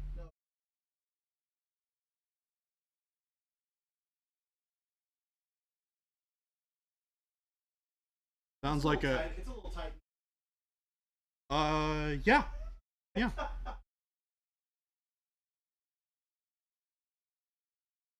Yeah, well, that's what they were saying, or that's what another driver told us, is that he probably had a Lyft account and he just took a ride on the. He just got when he didn't find us, and got exasperated because it was his airport time, that he just went on his Lyft app and accepted a ride there, a fare there from the hotel that he was parked at. I had a very similar situation when I was ordering all the stuff for everybody. That was it that Wednesday that we were in there. Oh, like the drinks and Just all that. yeah, just the big order for everyone. I remember I was trying to figure out where this guy was because he was like driving in circles, which is stupid. Just park somewhere because there's a GPS on your car. I can just come meet you. But instead, this person was just like driving around, and I'm like, hey, just like park somewhere and we'll find you. And he was like, I don't speak English. And I'm like, come on, help me out here. Yeah, I want to get this stuff. And we literally went back and forth for like 30 minutes trying to get all that stuff from this guy. I'm sure. I was just like trying to communicate in whatever possible way that I could, given that the guy didn't speak English. I have to be honest, this is why I never use these services. I will much more readily jump in my car and drive to go get my stuff than to have somebody deliver it 9 times out of 10, 99 times out of 100 actually. I just never do it.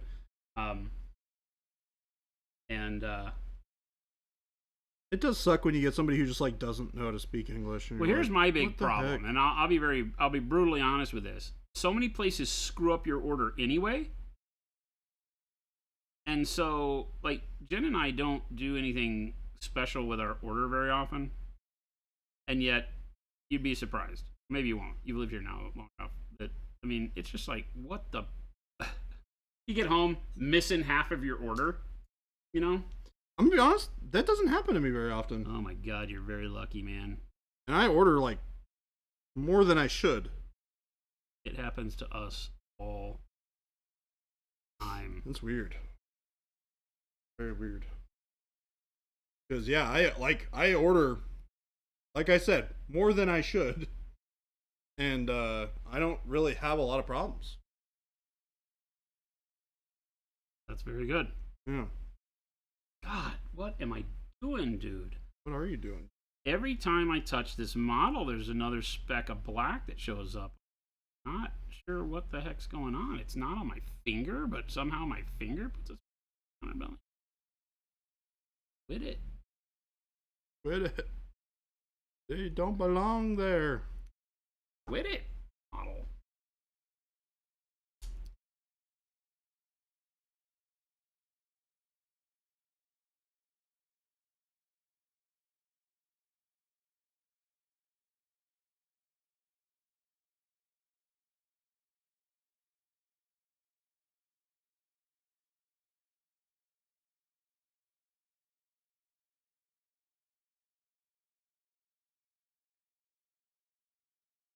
Earth is Jabe doing?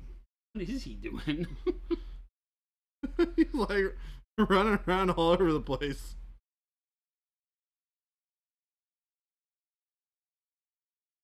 He does have to get all that done because he was trying to get some of it on Prime Day.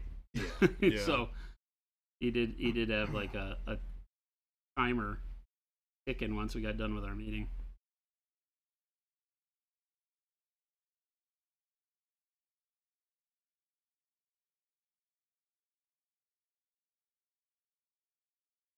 I'm gonna go clean my apartment when I get home and order stuff on Prime Day, so I can spruce up my apartment a little bit.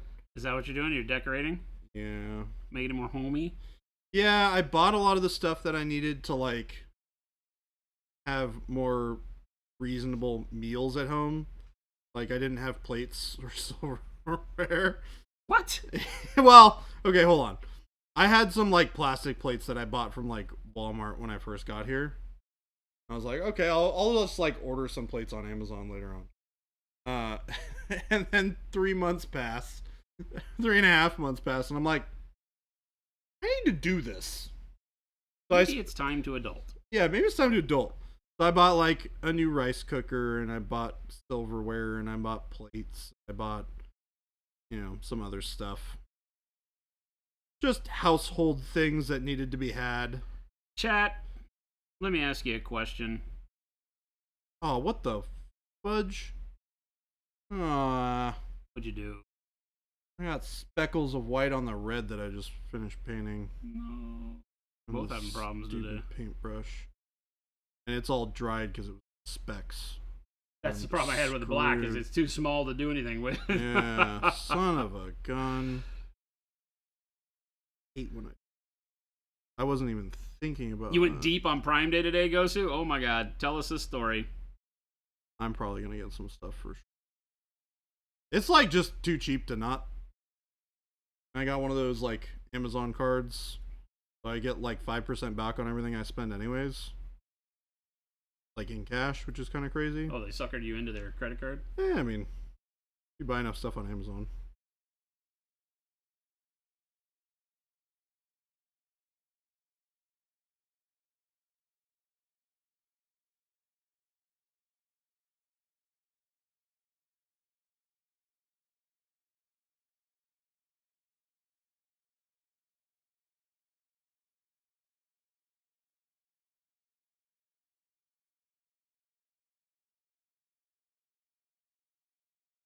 That is so.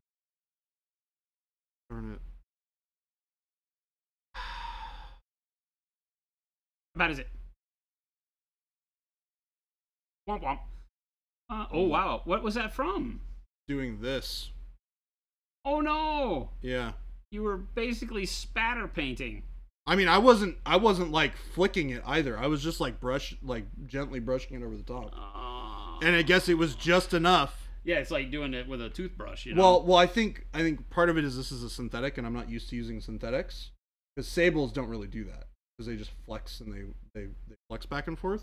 But synthetics are more they return back to their original straightness much more quickly than the sables do. So it tends to have a lot more of that flicky sort of thing. Bummer. So. Well, it'll be a great lesson for chat to see how you fix your stuff. Don't watch this. This is not how you would normally.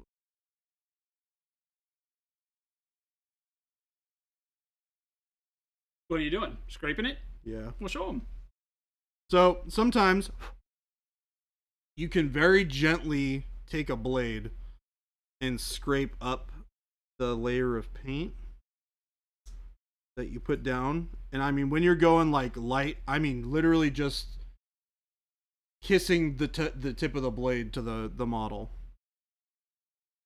And if you go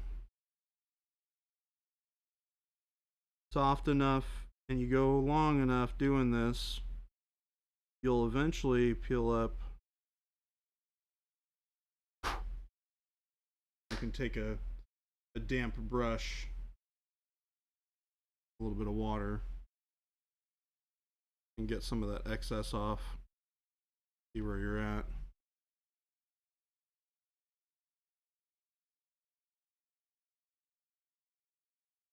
Part of the tricky part of this is that it's in crevice. But they're just.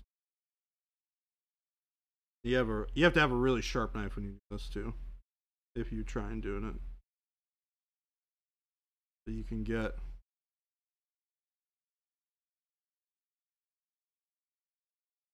these off maybe. I might have to just glaze over this transparent red. Put a little bit of burnt red and pulled pyro red. We're gonna touch this up a little bit. We're gonna show you how to touch it up then. Doing it the smart way. Before you scrape all the paint off. Yeah, you can try it a little bit. The minute you start actually pulling at paint, you gotta stop. If you get enough paint on there, when you put paint on it, and if it's on like a flat surface, you can usually do it. Because I have fixed those problems before doing that. But it's very rarely can you get that to happen. But if you're lucky, and the paint has like just dried or is a little bit thicker, so it doesn't like cure completely, you can get it off. But we're gonna have to do the hard way, which is like just touching up the cloak. Hi, Jabe.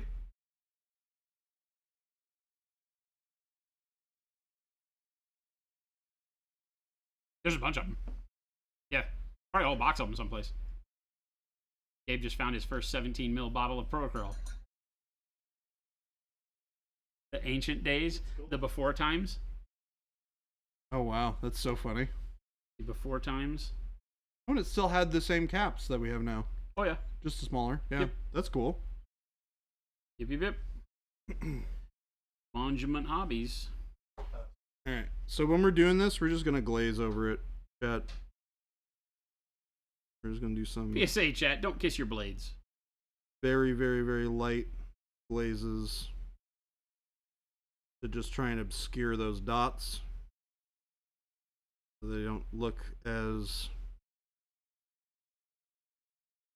prominent as they were before.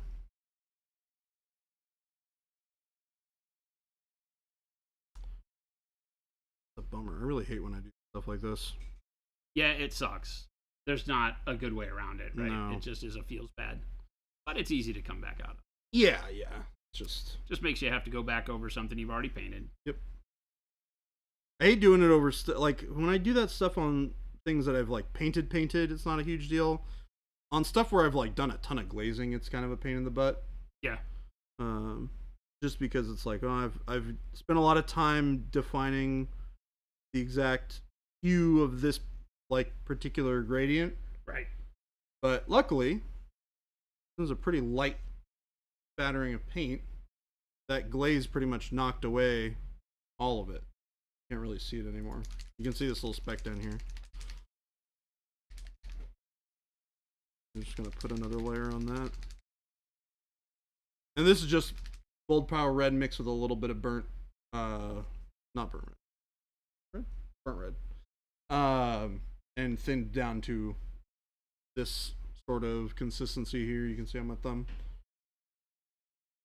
A little bit thicker than a traditional glaze, but still relatively transparent. And then the stuff on this gold part of the cloak is a lot easier.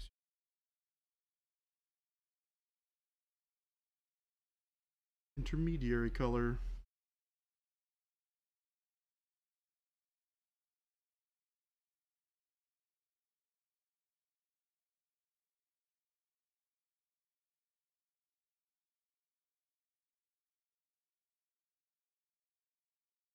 Just to smooth out some of the blends that I had anyways while I'm here. There's the positive way to look at it. Back and maybe spend a little bit more time on that. I don't know. There's no really good way to spend. Either way, it's spin doctoring. Like, yeah, I would have been a lot better off had I not had to go back.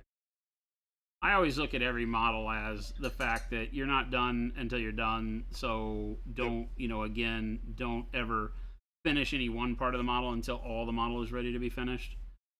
It's why on the skin right now, I haven't done all of my final work because I know I got to cut in all this tight stuff around it, paint all these other colors, see how the skin color turns out with all these other pieces around it. And, if you get a little bit of paint on it, you got to go back over it anyway. It doesn't make it suck any less to have to know that you've got to go in and clean it and mix those paints. And it's worse if you've been airbrushing, for crying out loud, because yeah, like for you on the belly, that's a nightmare. It's a lot of just glazes. Sometimes you wind up literally just starting that area over. Just paint the cloak again. Not saying that's what you're gonna do, but Oh no, I've pretty much fixed it. Pretty much gone. Didn't take much. Luckily, it was white. Right, so white I can just basically obscure with that slightly heavy glaze. Yeah. And it's already gone. And you can't even see it. Easy enough. This guy's looking can't pretty eat or drink the good. paint. Can't kiss the blood. We are the enemy of fun. I just have to be very careful when I paint the rest of these glowy bits because it's gonna be kind of Base coat like a normal person. So here's my idea for this glowy bit, by the way. I'm thinking, because he's got the Eye of Agamotto in this rendition of the character, I want to make this gem at his neck, which is Eye of Agamotto, make it glow green, and then I want to have all of this magic-y stuff be green as well. I think is my plan. Traditionally, more of the magic for Doctor Strange is like oranges. Yeah, I think so, right? When it's depicted, but the Eye of Agamotto Green. is green,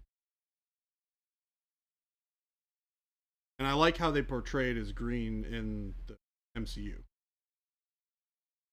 I also think it'll contrast really nice against the. But orange would look good too. The question is, would it make sense if I did the green glow for the eye and then do orange glow for the rest of it? And I'm not sure that. Sure. Thoughts, Mr. Marvel, Marvel knower of things? Yeah. Yeah. Modern day Marvel. I I mean, orange and green work great together, but I mean, I feel like where's the eye? It's in the. It's at his neck. That's It's the neck, like right? brooch right here at his neck. So it would basically be like this, right here, glowing green. glowing green, and then I was thinking of having all the rest of this magic floaty business be green as well. I would do the neck green and the rest orange. You think so? Yeah. And just have that green be like a really big focal point in the middle of the model. Yeah. Cool. Wad, take it easy, man. Time to go smoosh giant robots together and make them kiss. What? Oh man! What? I have a feeling that's not what you're doing. Wad Tomato N. Enjoy squishing robots together. I have a feel like that's not what is happening. They're not smooching. Lies are being told. Well, it is Wad It Tomato is N. Wad. The king of all liars. That's No. actually not true. You're the king. I of am all the liars. king of all liars. Yeah, that's true. It's unfortunate, but it is in fact true. Unfortunate. Yeah, Learn from the best. What are you talking about?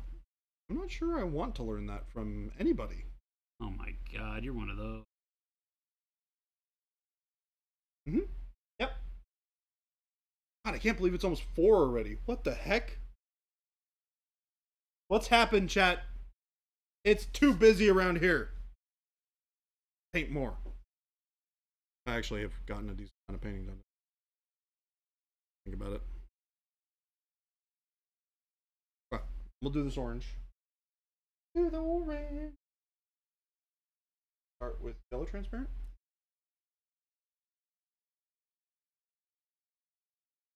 Build up the foundation of this orange.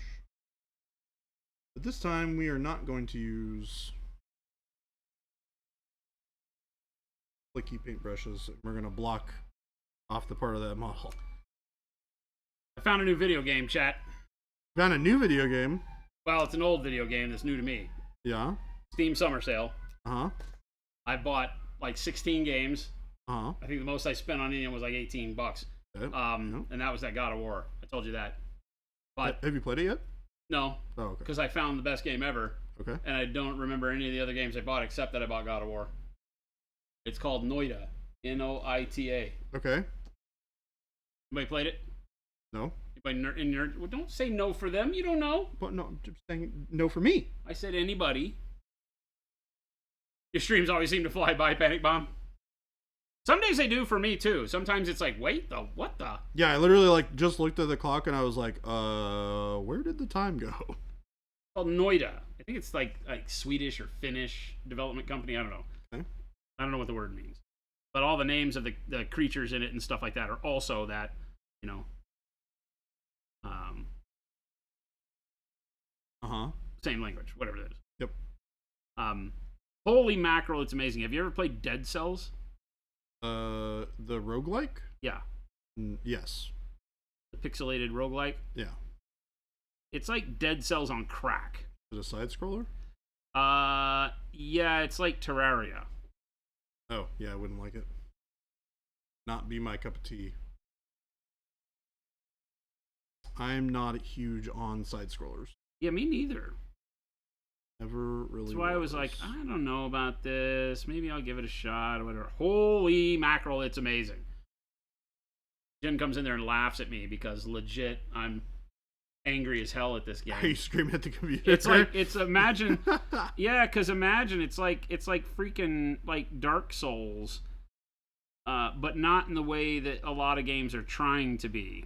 You know, like Hollow Knight and all those are trying to be Dark Souls. Doesn't make them bad, doesn't mean they're not fun. But they set out with a mission to be like a Dark Souls game. This one may have had that same type of mission, but they didn't do it in the way that made you feel like they did. It's just a hard butt game. It's freaking crazy. And every pixel on the screen is always interactable, destructible, everything. If you get a powerful enough spell going, you can break the hardest rock. I don't think there's anything that can't be gone through. And everything can catch fire. There's all sorts of materials in the world, liquids and otherwise, that you got to learn how they respond to all the other liquids and materials, because you'll have a wand that is electric. And because water is your saving grace in this game, you'll go to like jump in the water because you'll be on fire because something blew up, caught you on fire. You jump in the water, and while you're in the water, you're shooting at something because it's trying to kill you, forgetting that your wand is electric, and you kill yourself in the water because it electrifies you. Because there's very few things in the environment that don't hurt you. Even the things you cause to happen in the environment, you're not immune to. Yeah. You pick up these perks, so the way it goes, like the roguelikes do, right? It gives you, like, between each level, there's a kind of a pseudo safe space that has a store where you can buy either new spells. Okay, so here's a setup. You're a witch or wizard. I think it's a witch, but you're this little pixel character. Who cares? And you have wands, cast spells. That's all you do. You bounce, you levitate, and you fly. Basically, that's how you get around. And it's a platformer, right? And but I mean, it's a randomly generated world. So it just kind of bores through the ground like Terraria does, right? And so then you go on and you bore it. You can get wands that have boring tools on them, but all these spells. And so each wand has anywhere from 1 slot to, I think, 77 is the max. I've never seen a wand that big. But you find these wands randomly throughout the dungeons, or you can buy them in the store. You start with 1, and you start with 2, and they're very basic. One of them spits like fireball, or like magic missile, and it'll spit like 1 or 2 magic missiles. So generally the starting wands have like 2 or 3 slots for your damage one, and then the other one has 1 slot, and it usually has a digging thing like a bomb or a stick of dynamite in it that has a limited amount of charges. And you cast a bomb and it falls on the floor and blows through the wall so you can get further along, because the goal is to get to the bottom of every level where you teleport to the safe space, and then you keep going. There's bosses along the way. And so you get these crappy wands, and the wands have stats. So it's right up my alley because I'm doing the math in my head as I'm looking at them. Like, this wand has cast time between spells in their slots, right? So you can arrange, when you're in the safe zone, you can arrange all the spells you have in your inventory into the slots on the wand to make it do stuff. Yeah. And all the spells interact differently with the spell before them. So sometimes you can just put 1 spell in there, magic missile, boom, magic missile. You press a button, pew, press it again, pew, and the only thing you're relying upon is your cast delay and how much mana your wand has, right? And then there's a recharge rate where when you get to the end of all the slots, how long does it take to then cool down before it casts the one at the first slot again? Yeah. Right? So if you load up 5 slots and you go, pew, pew, pew, pew, pew, how long does it take to go back to the first pew and start over again? Okay. They don't all just machine gun through, right? Got it. Okay. Some of them have like 3-second recharge time, which is useless because once you get to the end, you're waiting, you're dead because the place is insane. Too many monsters. The place is insane. There's too many enemies. By the time you're like at the 3rd or 4th level, it's like, nah, screw this. I think I haven't gotten past the 5th dungeon level ever. And I usually die on that one at the very beginning. Oh, wow. Like you get in there and you just yell and scream. Yell and scream. Oh my god, it burns. Ghosts who know it's called Noita? Noita. Noita. Noita. It's been around for years. Doesn't get updated a whole lot right now, but it does, sort of. I mean, it has a lot going on. Big community, people that stream it. It's kick you in the crotch hard, right? But there are a ton of mods on the Steam community. There are mods that let you enter in your own seed. If you find, like, you can go on the forums and find, like, a seed that everybody says, this one has great wand drops in the first level that make you OP early on. So you can go type in that seed, and until they do an update, it should be there. So anyway, you can do all sorts of stuff with it. It's fun. But I just play vanilla. And, but you go and you find these wands. There's potions you can find that you can pour out. There's potions you can drink that polymorph you, that make you invisible, stuff like that. That's cool. Right? So there's all sorts of ways to build a strategy through here. But the coolest part is building your wands, because you find all these spells on other wands. You'll pick up a wand. You can only hold 4 wands.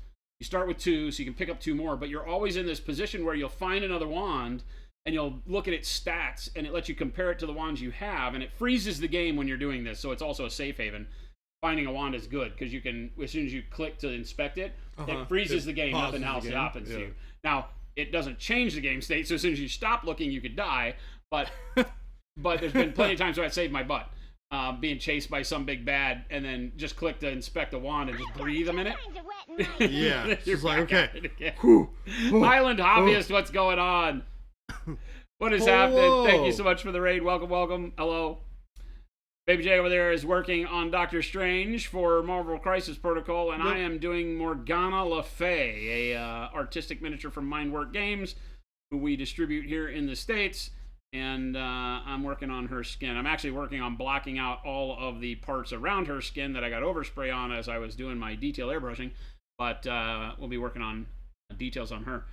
But we're also talking about a game called Noita. I keep forgetting. I'm glad you remember. I'm glad you remember. You get to be my brain today. So this game Noita that I'm loving. I have a very hard time. Just if you're new here, understand that this is why I'm getting so excited, is because I have a really hard time finding video games that capture me and make me want to spend time.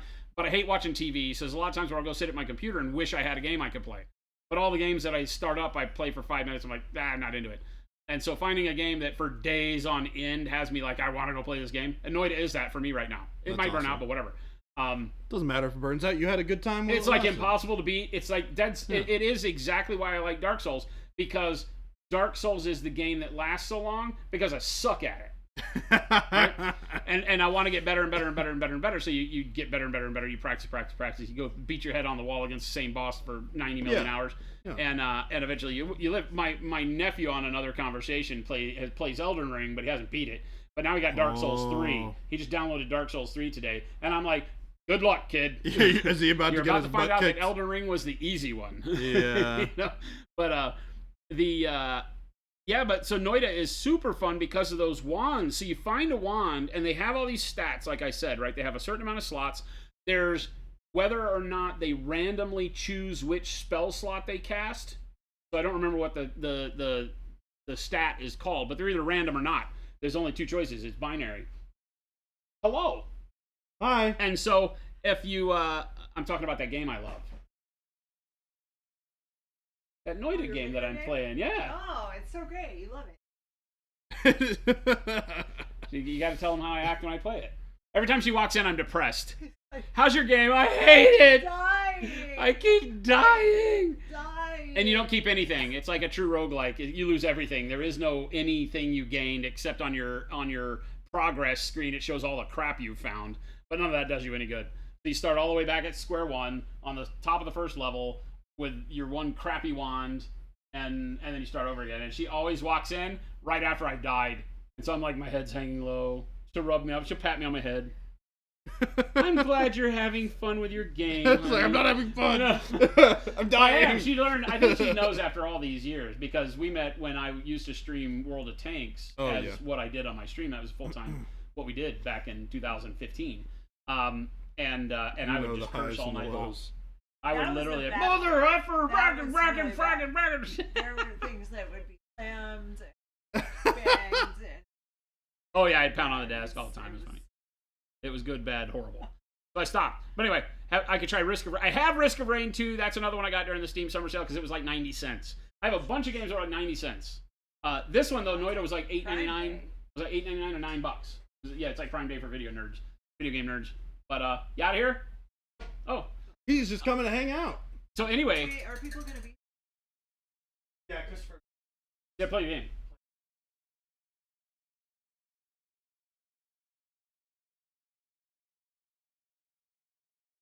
Oh. They don't.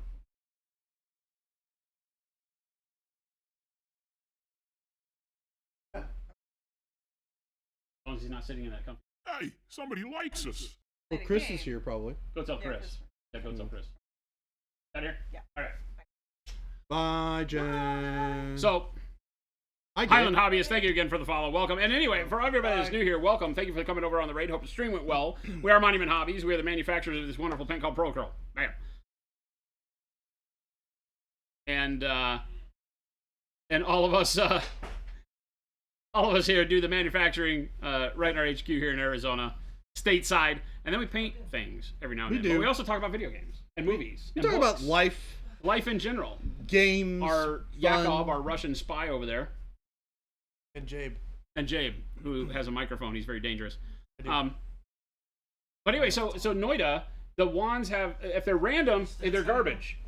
It's all great. If they're random, they're garbage, because you could have like an 8-slot wand with all the best spells, but it doesn't cast them in order. It just randomly picks the spells to cast. The whole thing is building the string of your spells together. Because you want to have them to in chain order. them correctly. So you're like, I'm going to freeze you, then I'm going to hit you with a lightning bolt, which blows you up, and then I'm going to hit you with fire afterwards, which does extra damage because of blah, blah, blah. Ta-da. So you're just There's building a spell this called chain. Rock. Okay. It shoots a rock. Okay.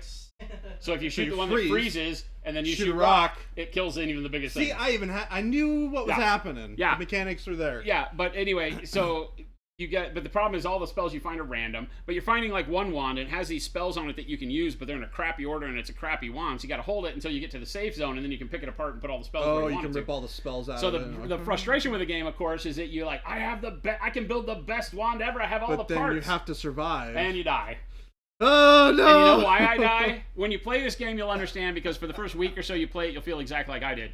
I guarantee. Is that you'll have 5 health out of 100. You'll be at 5% health. You will have gotten your butt kicked all the way, but you'll be at the end. You get to the end, and there's these purple portals, so you know you're at the end. But the purple portals run all along the bottom of the map.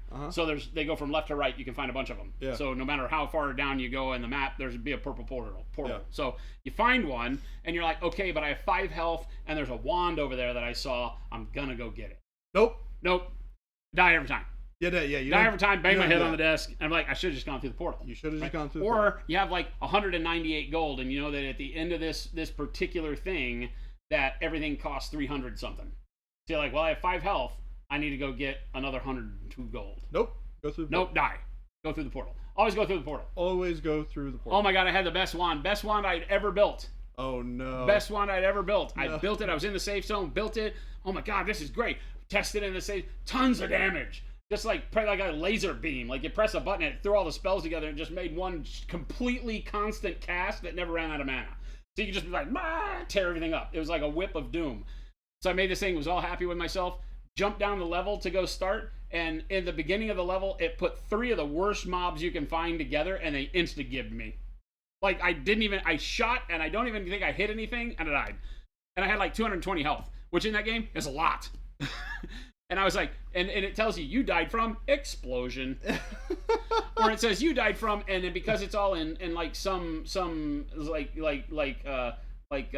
Finnish gibberish, you died from Frenex melee attack. Yeah. That sounds like a lot of the times when I'm playing Path of Exile, and I'm running around. To anybody who has played this, it's kind of like playing Diablo. If you've played that, except it's way faster, Oh yeah. way more complicated, Yeah. way more crazy things happen. So what'll be happening is I'm going through some end game content and I'm running through what they call maps, and I'm blasting mobs, and I'll run into a mob, and I'll die. Oh yeah. And I'm like, what? And I don't know why, but And I'm talking about like literally as quick as that snap happened, I would be alive, 100% health, to dead. Well, you get into those games and you find the mob that is like the rare or the elite that has damage reflection at such a high level, and you don't recognize it early enough. You're just going around shooting, and you hit it, and it wipes you out. Or your dudes hit it and wipe you out. Yeah, super so quick. that'll happen. Like, so they have like elemental reflect and physical reflect as an affix on like a stat on a map. Yep. And if you don't, if your build can't deal with it, don't do those maps. Don't do those But a lot of the time you're like going really fast and you're just like, cool, roll a map, stick it in the map device and go. And then you go into the map and you hit a mob and die. Yeah. And you're like, oh, bad choice. crap. Bad choice. What game? This is Path of Exile. What game were you talking about? Chronic Toast, painting with your Noida. Pro Acryl right now. Awesome. Chronic, good to see you, man. Noita, I would assume. And righty, you've only ever used the titanium white. Not a bad place to start. That's the paint that started it all. If you like the way the white works, guess what? They all work like that. Mapping, mess around, and get one shot. Yeah, exactly, right? At full resist, you get one shot. Oh, yeah. That's why I don't play those games anymore. There is no, like, you literally have to have something that Delta says, says with reflects physical damage. Yeah. Any damage reflection is bad. Yeah, you like, just die to it. certifiably bad. Because I would be running around just like, look, I'm indestructible. I'm like timing how fast I clear the levels. And then it's like one boss damage reflect, whoop. Oh, and you're dead. You're just flatlined. You're like, boom. Because you do 1,000,000 damage. Turns out you do not have 1,000,000 health. Yes. Because the mobs have way more health than you do. Yeah. And you have very little health. Yeah. And you go, and it reflects the same amount of damage that you do to it back. Yeah. And maps you go, with no mana regen whoops. are horrible too, yes. Oh, God. Where you run out of mana at the first mob. The first pack of mobs. I hate those. I don't play much of those anymore. I love those games. They're fun for me, but only for a little while. They tend to then go downstream for me very quickly because of the redundancy. Like I said, I think there was one. I always forget what the names of those games are. Anyway, Noida. Noida, super rad. Go play it. It's like $8.99 on Steam right now or something like that. It's worth every penny 10 times over. They're ARPGs. Well, no, I know that, but I can't remember the one that I would always play that was Grim Dawn. Grim Dawn. Grim Dawn actually has a story that was interesting.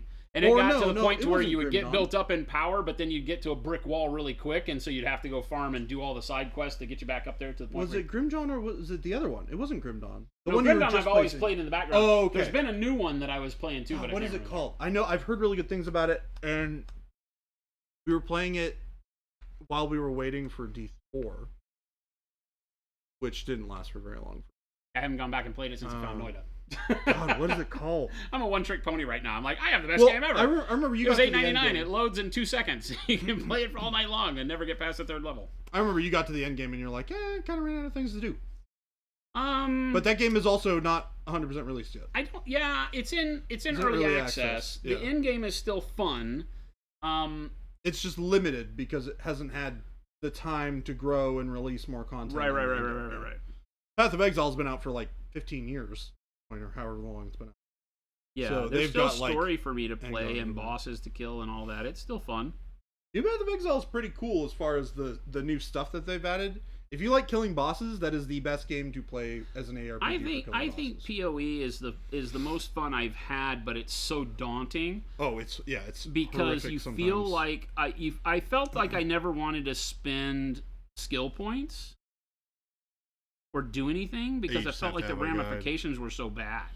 You know, like if you don't do it right, you're screwed. I mean, that is a game that unless you have... Plus the economy is really weird with all the millions of badges or whatever they're called. Oh, the currency and stuff. items. That stuff I never really wanted to spend enough time to figure out what all that was about. Yeah. I have like a couple thousand hours in that game, and I'm still learning things. Yeah, PoE is so hard to learn. I wasn't trying to learn it from a perspective of, there must be more stuff I got to know. I was just trying to play the game. Playing the story and having fun. And when I got through to the end was the problem.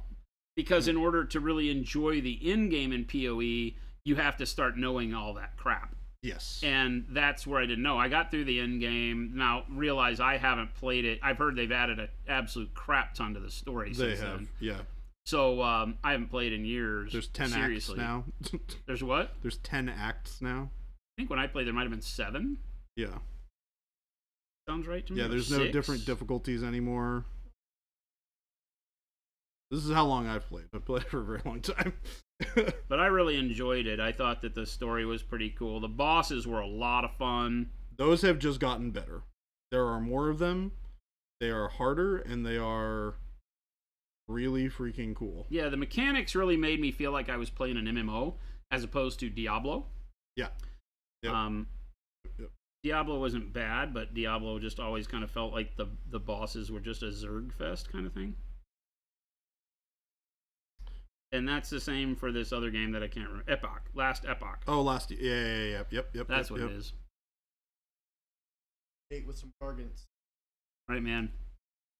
Wait, why are you gonna make him play not his new thing? What? Oh, Well, because he chose said if gargants. you're playing Corn, he's Yeah, playing Guardians. I'm gonna play Corn, and he's like, "Oh, I'm bringing gargants then." Yeah, just let him He's play his new thing. Don't play Corn. Oh. Play my Seraphon. Corn. Okay. I mean, why does Gabe not get to play what Gabe wants? Because Gabe's not allowed to play what Gabe wants to play. You're very rude. Yeah. But it's Gabe, so, you know. Whoa. What do you mean it's Gabe? Whoa. Gabe is my hero. Gabe left me for a week! This is true. I'm upset. Yeah.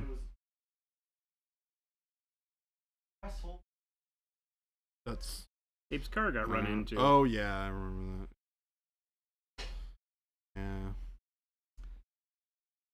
Not really the vacation you were looking for when your car gets banged up. Yep. Not an optimal vacation. It was not min-maxed to its Not fullest. min-max your vacation properly. Man needs to learn how to min-max his vacations better. All right, we did the orange. It's not done yet, but we've done the orange.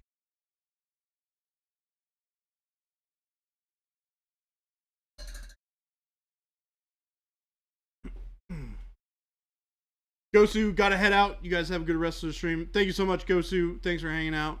You have a wonderful evening, sir.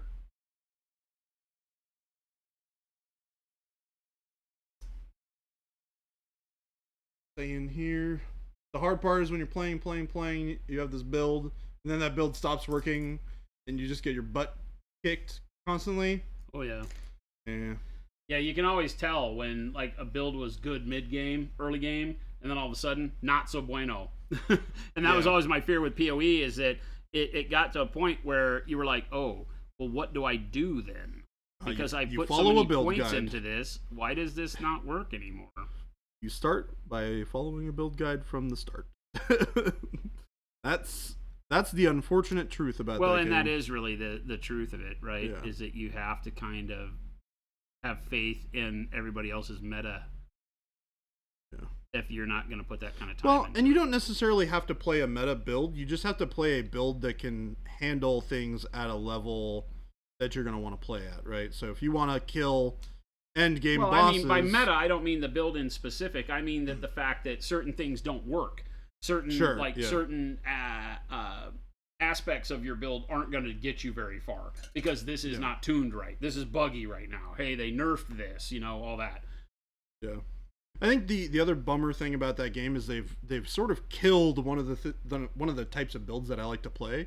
And by the term killed, I mean... Take it easy, Gosu. Literally, they made it... Yeah, I think Agu's talking about it right here. Well, the problem with playing Necro now is it doesn't really work like it used to, because one of the coolest builds that you could play in the game was Spectres, which is literally like you raise a dead mob from the game, and it attacks with the same abilities that the mobs have. Oh, that the main one did? Yep. Yeah, and then you would build your build around specific types of Spectres. Creatures. So you'd have like Crab Spectre build, right? And then you'd have like Fire Spectre build or something like that. And you would build your character differently depending on what type of like thing you were resurrecting, which is really cool. Problem is, they made that build unplayable now. Just like doesn't work. You cannot play it in endgame, which sucks. So, that's my big gripe about the game right now. Did it get too powerful, or did they just decide that it? I mean, it wasn't very good. It was very good for a long time, but they over nerfed it. They brought it to the point where you just can't play it anymore. Like, it just can't kill the content that you need to be killing to be able to kill stuff. GW had the patent on that. No, apparently other game companies have it as well. It's a shame. That patent should go out to less companies. Licensing it. GW is licensing the Nerf bat. Well, the thing is, like, the Nerf bat is okay. The Nerf bat is designed to make it more balanced, not make it unplayable. When they use a Nerf bat to make something unplayable, they just don't know how to fix it, is the problem. They're like, well, sometimes it's just in the business plan. They're like, you know what we need to do? Turn this off. So that they'll play something else while we figure out what to do. Yeah, I think the problem is, like, you don't want to limit people's ability to play things that are like a core, like a core part of the game. At least in my opinion. That I would agree with, right? Because like Necro, like a core class. Yeah. Right. Yeah. I like Necromancer. I like raising up. That's what I'm playing in the Last Epoch, right? Yeah. Is I'm playing a Necro, and I've got big golems and flesh golems and all that stuff, and yeah, because necromancers are freaking cool. it's fun, but it's boring. Yeah. The game it requires the game to be more interesting because you're playing the most boring class. Oh yeah. So I'm like, well. Here we Probably started should to have have a played little bit Berserker more or something. active Probably should have things been going on. Barbarian, so I had more to pay attention to while I was playing. But yeah, video games in general they're rough. Yeah. They're rough. I was just stoked to find one that I really enjoy playing. Yeah. I might check it out, to be honest, when I get home. It sounds like fun. It's a ton of fun. Now, if you don't like, pixelated side scroll platforming, it may not get you, because it really is like Dead Cells meets Terraria, meets Dark Souls. An odd combo. Yeah. Dark Souls only because of the angering amount of difficulty. You ever play Hades? I did not like Hades much. Interesting. That's very unusual. I feel like the standard take is that it's very good. I'm curious what you didn't like about it. Much prefer Dead Cells over Hades. Okay. I didn't like the isometric kind of view. Okay. And the movement and fighting.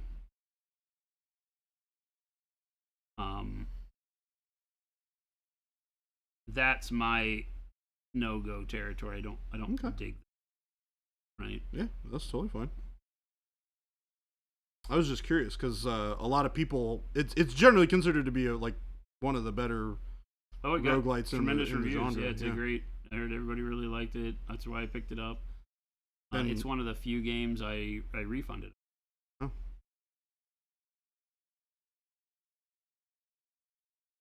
You're laughing about it. You got to share the joke if you're gonna laugh. Wow, you were the joke apparently. What was funny? Hades, I thought it was decent. I think I refunded it because I had something else I wanted it, or that I wanted worse, and I was like, I'm not gonna play this again. So somebody told me you can refund these games, and I was like, really? I had never returned a game.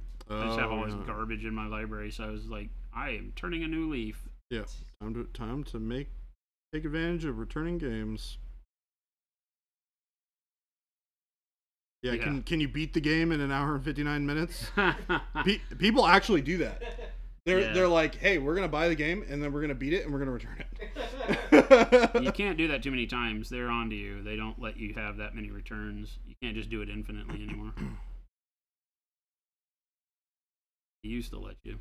Yeah, I don't do it a ton. It's very rare that I'll buy a game and return it, because generally I know what I'm buying, or I'm buying something so cheap that I don't really care. That's the thing, right? Yeah. If I'm spending $8.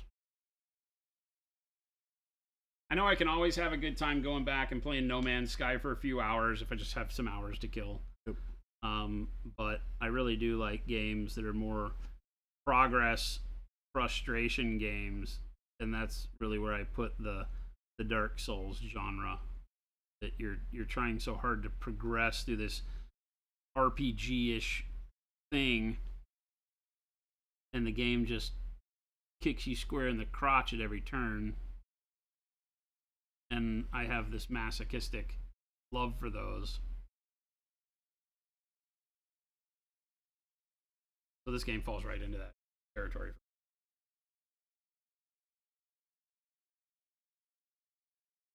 Alright, so I got everything blacked out. I mean, this is technically, if I put a couple of spots of red on it, it would be like the cover art. Yeah. And by cover art, I mean the actual art from Braum. So not the miniature cover art. I'm looking at the art that the artist Braum, who actually did the design for this miniature, did. If I recall, I think the actual like painting of it is quite a bit different than the original illustration. Your own take on it. You have 254 games on Steam. Been on it for 19 years, Agu. Yeah. I would have to look back and see. I think I've only been on it for like maybe 13 or 14. I don't think I've been on it. I have an absolute crap ton. Oh, look at that. Pretend Object, 841 games and 15 years on Steam. Holy crap, dude. Oh, yeah, but Humble Bundle does it, right? Yeah, that's right. You can get like 20 games for $5. Yep. Crying Suns was your favorite roguelike in recent years, inspired by FTL Chronic Toast. I'm playing one right now that's called Shortest Trip or Shortest Path or Shortest Trip to Earth. It's like FTL. It's actually fun. Not fun enough to tear me away from Noida. But it is a lot of fun. It's neat because when I played FTL, I don't know if it ever changes, but you were only ever fighting one ship at a time. Right? And Shortest Trip to Earth will pit you against multiple ships. So that if you run into a conflict, you could wind up being against two, a big frigate and a small support vessel or something. And so you have to split your guns and figure out how to fight two ships at once. And that's been a lot of fun. I think there's even 3 eventually, but I haven't been playing it that long. But it's a lot of fun. Resource management, all that kind of stuff. Convoy. Risk of Rain 2, I've heard great things about, and I just got it during the summer sale. Huh? Okay, cool. Yeah. It comes very highly recommended, so I'll see it. Crying Suns is an evolution of that with a grimdark storyline. Found it engaging. Oh, I'll check it out. Crying Suns.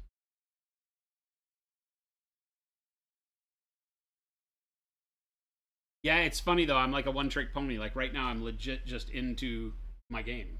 Like the one game I'm playing. That's it. That's not a bad thing. That's all I want to do is play this one game. Look, I've been playing nothing but TFT for a little while. Teamfight Tactics? Teamfight Tactics. I like playing Teamfight Tactics. You know why I like playing Teamfight Tactics? I never gave that game credit that it would stick around for long. I had a lot of fun playing it at the outset, and then I switched over to the Dota one because I like the characters better.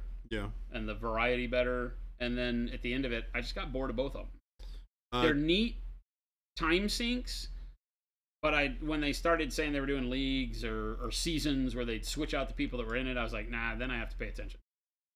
It has grown significantly since its original inception. Yeah. And it is genuinely a very good game now. They keep on updating it, and every time they update it, I feel like they make it better. Chronic Toast says, so if it were an arcade game, would you go broke spending quarters on it? For Noida, yes. Yeah, and it would make a great arcade game. It would be the absolute like top earner at the arcade because it is that frustration. It's like like Dragon's Lair was, right? Like Dragon's Lair was super frustrating. Like the hardest game in the arcade was that and Track and Field. The 2 most frustrating games ever. Track and Field, you could bend a knife and win, but the you know, going back and dumping all of your quarters like 75 cents or 50 cents at a time in a Dragon's Lair, and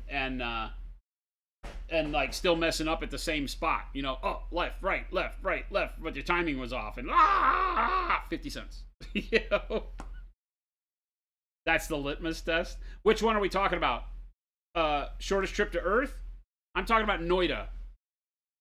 Shortest trip to Earth, I wouldn't dump a bunch of quarters into it. Noida, I'd go broke. Yeah, Noida, I would go broke. Legit go broke. I have played it every night since I got it, which is very uncommon for me because I always have something better to do than get focused on it. But like the other night, I was like, I'm going to go die at my crappy game. And Jen goes, good, I'm going to watch my horrible television shows. And so perfect. That's so funny. You know? But yeah, I would definitely be out of dough as a young kid left to my own devices at the arcade with this game, for sure. It's a ton of fun.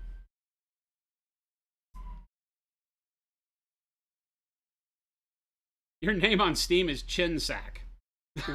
What? Okay. Oh, internet naming.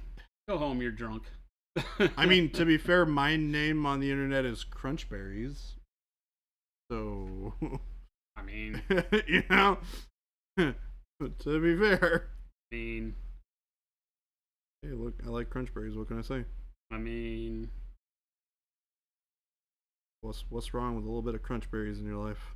where do I start? Where do I start with you, Jordan? You never can. Where do I start? I gotta make like a neat, deep crimson. And we have this amazing crimson, but it's gloss, and it scares the hell out of me to paint with it on. I mean, we got matte varnish. Yeah, I'm trying to think of what base coat. I'm thinking that I'll do the dark burgundy first.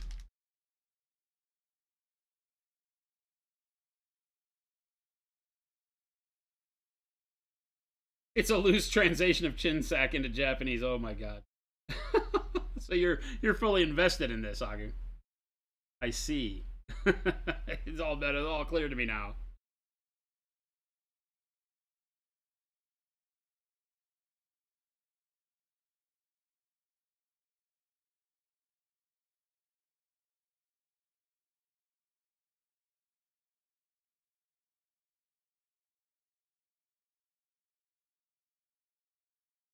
All right.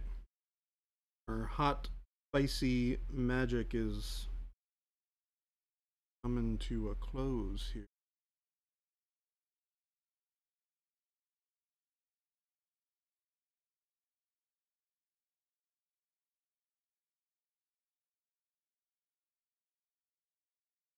Nice shine on all of our magic-y bits. Leaf, what's going on? How are you, sir? See ya. Leaf painting. What's up, Leaf? How goes the things? He is one of the most prolific painters that we follow on Instagram. I don't know how many models you paint every day, Leaf.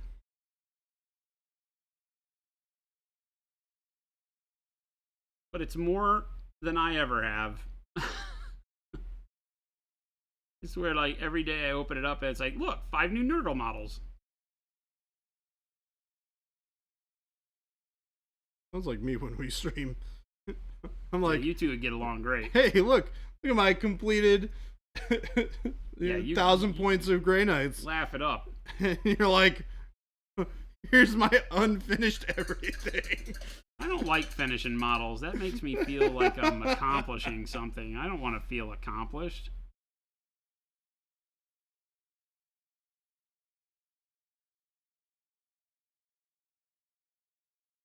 You never finish it, they can't judge you. What's wrong with being judged? God, have you been outside? Hey, look. Have you gone out in the world? Look, being judged is fine as long as you don't care what they're saying.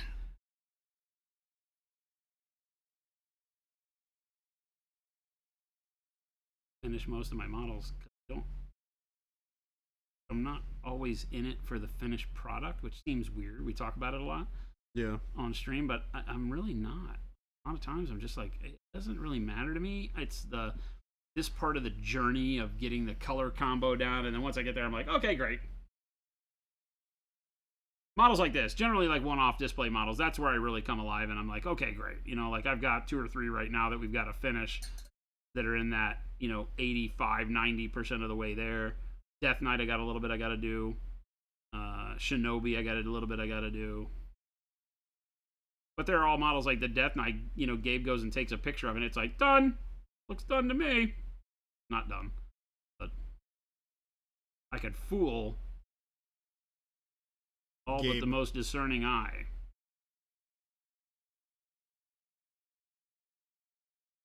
It doesn't fool the Gabe, which is Well, I just kind of, I kind of lose interest at the finish line. so interesting to me. It's the detailing that gets me. I'm just like, all Yeah, right, you are I've not a already huge done all fan the of- big stuff. It looks good. Can I give this to somebody that wants to paint all the little gribblies? That likes that part of the model? I'll give you all the good stuff. Yeah, I mean, we finished our horses. I've done all the hard stuff. Oh yeah. The horse size we finished. Oh no, I'm not like allergic to it. Well,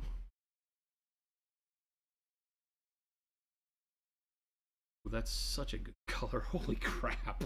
oh, what color is that? The burgundy? This is the dark burgundy. Yeah, that's Holy really nice. balls, that's a good color. I'm sold. Putting your order in for a set. I need a set of dark burgundies. Lately, the on only thing you can double. power through is your shatter point. That's not a bad thing. I powered through mine. Well, Yeah, I had a good time painting mine. banging through his. You got a whole force painted though. Yeah, I got more to paint too. More to paint. I think a couple of people have already mentioned that they'd love to see some more on stream, so never know.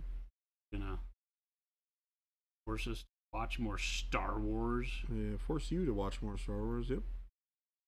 Know how you feel about it. Don't mind it. Miniatures are turning out great. The miniatures are great. Like I said, I don't really care too much about the story. I have a little bit of nostalgia for it, which is why I care as much as I do. But I don't necessarily do it because I love Star Wars. Yeah. You know what I mean? That makes sense. Dallas contacted me. Oh yeah. Why? Yeah, because he was offended by the don't eat the paint. He was offended by it. Well, tongue in cheek. Oh sure. I was like, He's like, but my blends. oh yeah, I didn't think about that. I guess. I was like, blending's for nerds. Get with the times, old man. He does just have the way that he paints. Blending's for nerds. Nothing wrong with two-brush blending. You can do it without sticking a brush in your mouth too.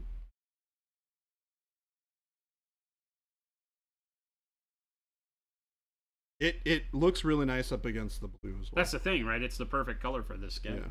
Yeah, it's A great accent color for this. This is a very simple model past the skin as far as like what the original artist was going for. There's not a lot of color on her. She is very kind of dark and brooding, other than the lighting on her skin, which I've taken to a higher level of intensity with the blue than the original art. The alien territory right now. You to weave more flesh tones into, but knowing that I was using or had want to use a more reddish tone for a lot of the details, I'll leave the red out of the skin until I see this. Now this will help guide all of my color choice. Because I'll know that if I put too much skin tone pink and reds into the flesh, then it won't stand apart from this coloring enough to do what I want it to do. And ultimately, I don't care who this is. She's Morgana, LaFay from King Arthur legend, but for me, I don't care. The miniature could be, Tina from down the street, as far as I'm concerned. I'm not trying to stick to a color scheme or figure out anything that would be Arthurian in its presentation. I'm only concerned with composition, which is my comfort zone. I mean, if I'm painting, that's, which is a good thing to tie back into the Star Wars. It's not that I have an aversion to Star Wars. I have an aversion to painting things that don't let me get into that mind space. Yeah. Because if you hand me C-3PO, my You're gonna knowledge paint of it like C-3PO is C-3PO. too innate. Yeah. I can't just say, I'm going to paint this like Tina from down the block. Yeah. Tina Well, puts in the work. See, she and that's- deserves a model. That's the funny thing for me is like I enjoy painting that kind of stuff, which you do not. Yeah, it's just Where not my you gig. and I very much differ Not in my our gig. preferences on painting. Which is cool that we have such a difference in that side of it. Because then everybody gets to see a little bit of both. Meanwhile, you made Vader red. That's awesome. Did you really? Or are you lying? See, I think that's really cool. It would drive me nuts if I had one painted that way. Not that I can't appreciate it, but my brain is just like, this thing is supposed to look this way. Well, I used to love and probably still do, right? Like the Imperial Guard or whatever they were. The Yeah. Emperor Guard. Yep. Because of that red. Oh, the shoot, what are they called?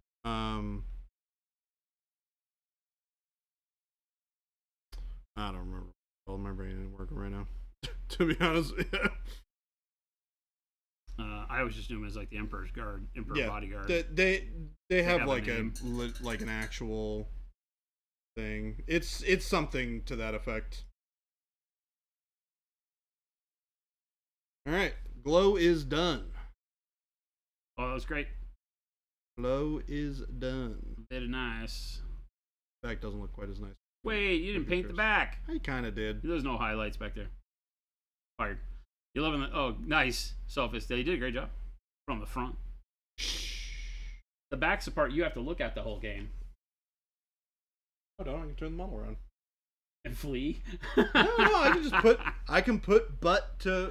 You get to stare at Facing my my butt. butt. Yeah. That would be so funny if you painted the fronts of your models fantastically, left the backs like just in base coats, and then ran your army at the opponent backwards, since it facing really doesn't matter in these games. That works in every game other than War Machine. And Infinity. Yeah, and Infinity as well. There's probably some others where facing matters. Very rare these days. Yeah, it's like you're just an avatar on the field. It's just a thing with some stats. Who cares where it's at? All right, you got me. I'm gonna Ha! get more on the backside. Got him. I mean, like, part of me is like, I don't want to do anything underneath that because it's like freaking upside down. You don't have to.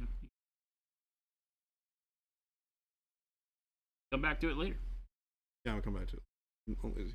I want to do it. I don't wanna. Ugh. Here's the other question: is lamppost. I'm thinking of doing it like those dark green lampposts in like New York City. I think. Is that a thing? Dark green lampposts in New York. I mean, they're probably every color. Black. Yeah, but for some reason, there's like this like iconic shade of green for lampposts that I cannot get out of my head, and I don't know where it's from. I always associate it with like a big city like New York. I mean, it might be like, just a standard green Yeah. stoplight post green like you could find at the end of the street here. Oh, that might be what it is. UK lampposts might be what it is. Yeah. I'm getting it from. You saw dark green ones in New York City? Yeah. The green's always been a color, like if you go out, the street feels here green.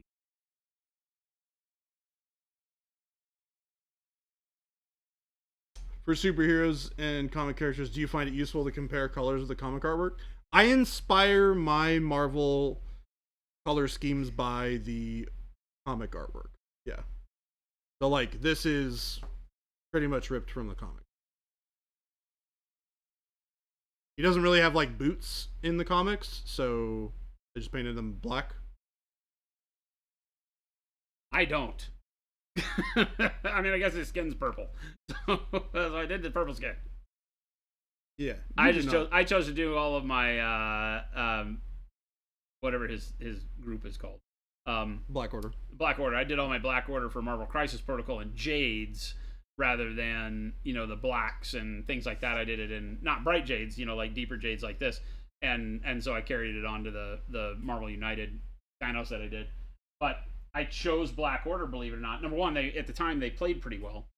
And so I wanted a thing that hit pretty hard but didn't have to have a lot of models. And so Black Order fit the bill for that. But also because nobody really knew Black Order other than in the movies. And in the movies, they're just dark colors. Yeah.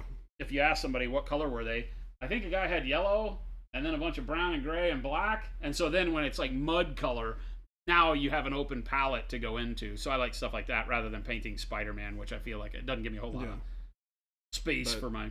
You can see, I have a tendency to stick to the official colors. Obviously, I take it in my own direction and I do what I want with it, but... Yeah, they look great. Yeah. That guy is amazing. This guy? Yeah. Yeah, this is probably my favorite of all the ones that I've painted so far. Yeah, metal just came out fantastic. Got that perfect bit of shine with the right color in it. I think, for me, the helmet is what does it for me. The face mask on the helmet is great. Yeah. But the chest plate's great. All the metals are great.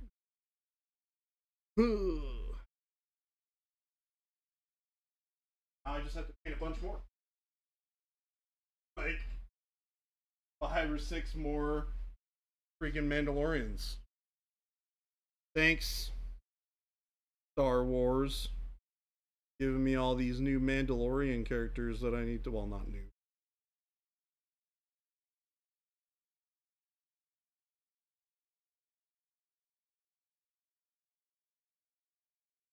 I'd like to exchange my channel points on a freehand walk, no walk on the lamp traffic signal. There you go. But it's not a traffic signal. It's just a lamp post. There's a light bulb in it. They have the traffic lamps.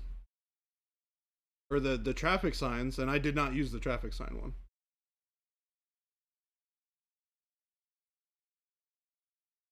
Yeah.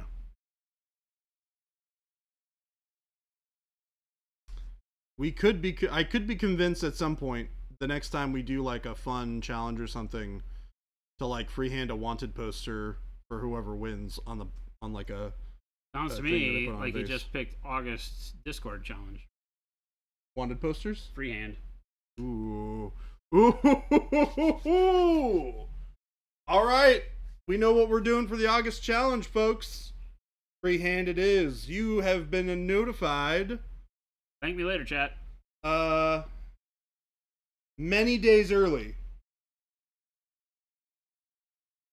It doesn't count though. You can't start because we won't start it until the beginning of August. But just keep it in your mind that you got to pick a model you want to do some freehand on. There you go. We've never done that before. We've never had the next challenge figured out or the current challenge is done. I feel like this is progress. Yep. And we are getting people notified very early. But don't forget, you can't work on your early model. Yeah, you can't start it. You can't start it yet. You know what I might do? I might pick up a like one of those Warhammer tanks and just do some sweet freehand on it, like on a Sisters of Battle one or something like that. Oh yeah, It'd be really cool. Or maybe I do like a Grey Knight one. I was gonna say why don't you do something for your own army? I mean, like Grey Knights. There's plenty of cool freehand stuff I could do. Yeah. Anything in 40K you can. But then it would probably work best on like a Land Raider, and those things are ridiculously hard to find. I'm just talking about like the old school Land Raider, because you can't use the new ones. You have to use the old school Land Raider, which they like don't make anymore. Sure they do. It's like sold out forever in Oh. perpetuity. Huh. Yeah. Like even if you look online on like eBay, I looked the other day, I found one. It was a Chaos Terminator new in box, or a Chaos the Plane Raider new in box. And it was like $100 and something bucks. What the heck?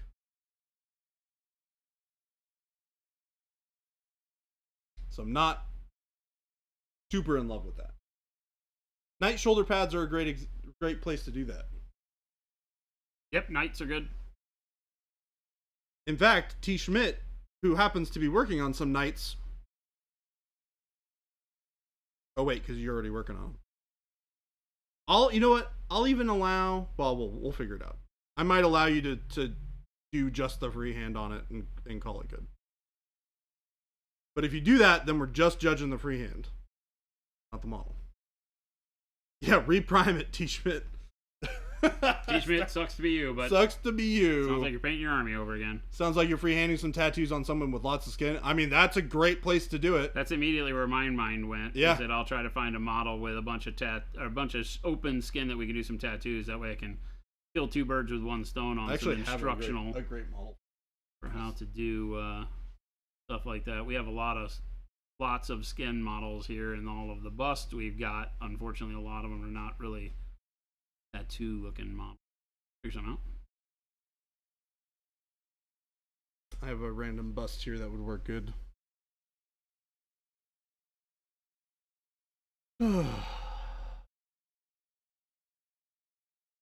We got some time left.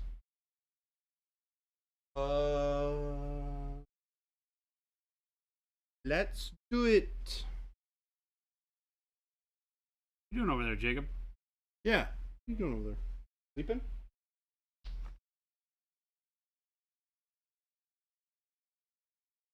Mm-hmm. Streaming? Oh, reading. Yeah, he's sitting in the studio and he's what? streaming to his own channel. What the hell are you talking about? He's reading some stuff. I don't know what it is. I don't know what he's on about. Some stuff.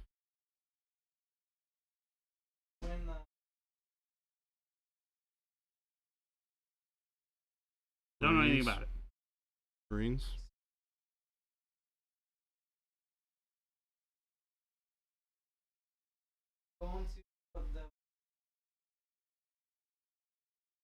You need to pull your mic closer to you. If you're going to talk, you got to be talking on stream. Otherwise, we're answering questions they can't hear.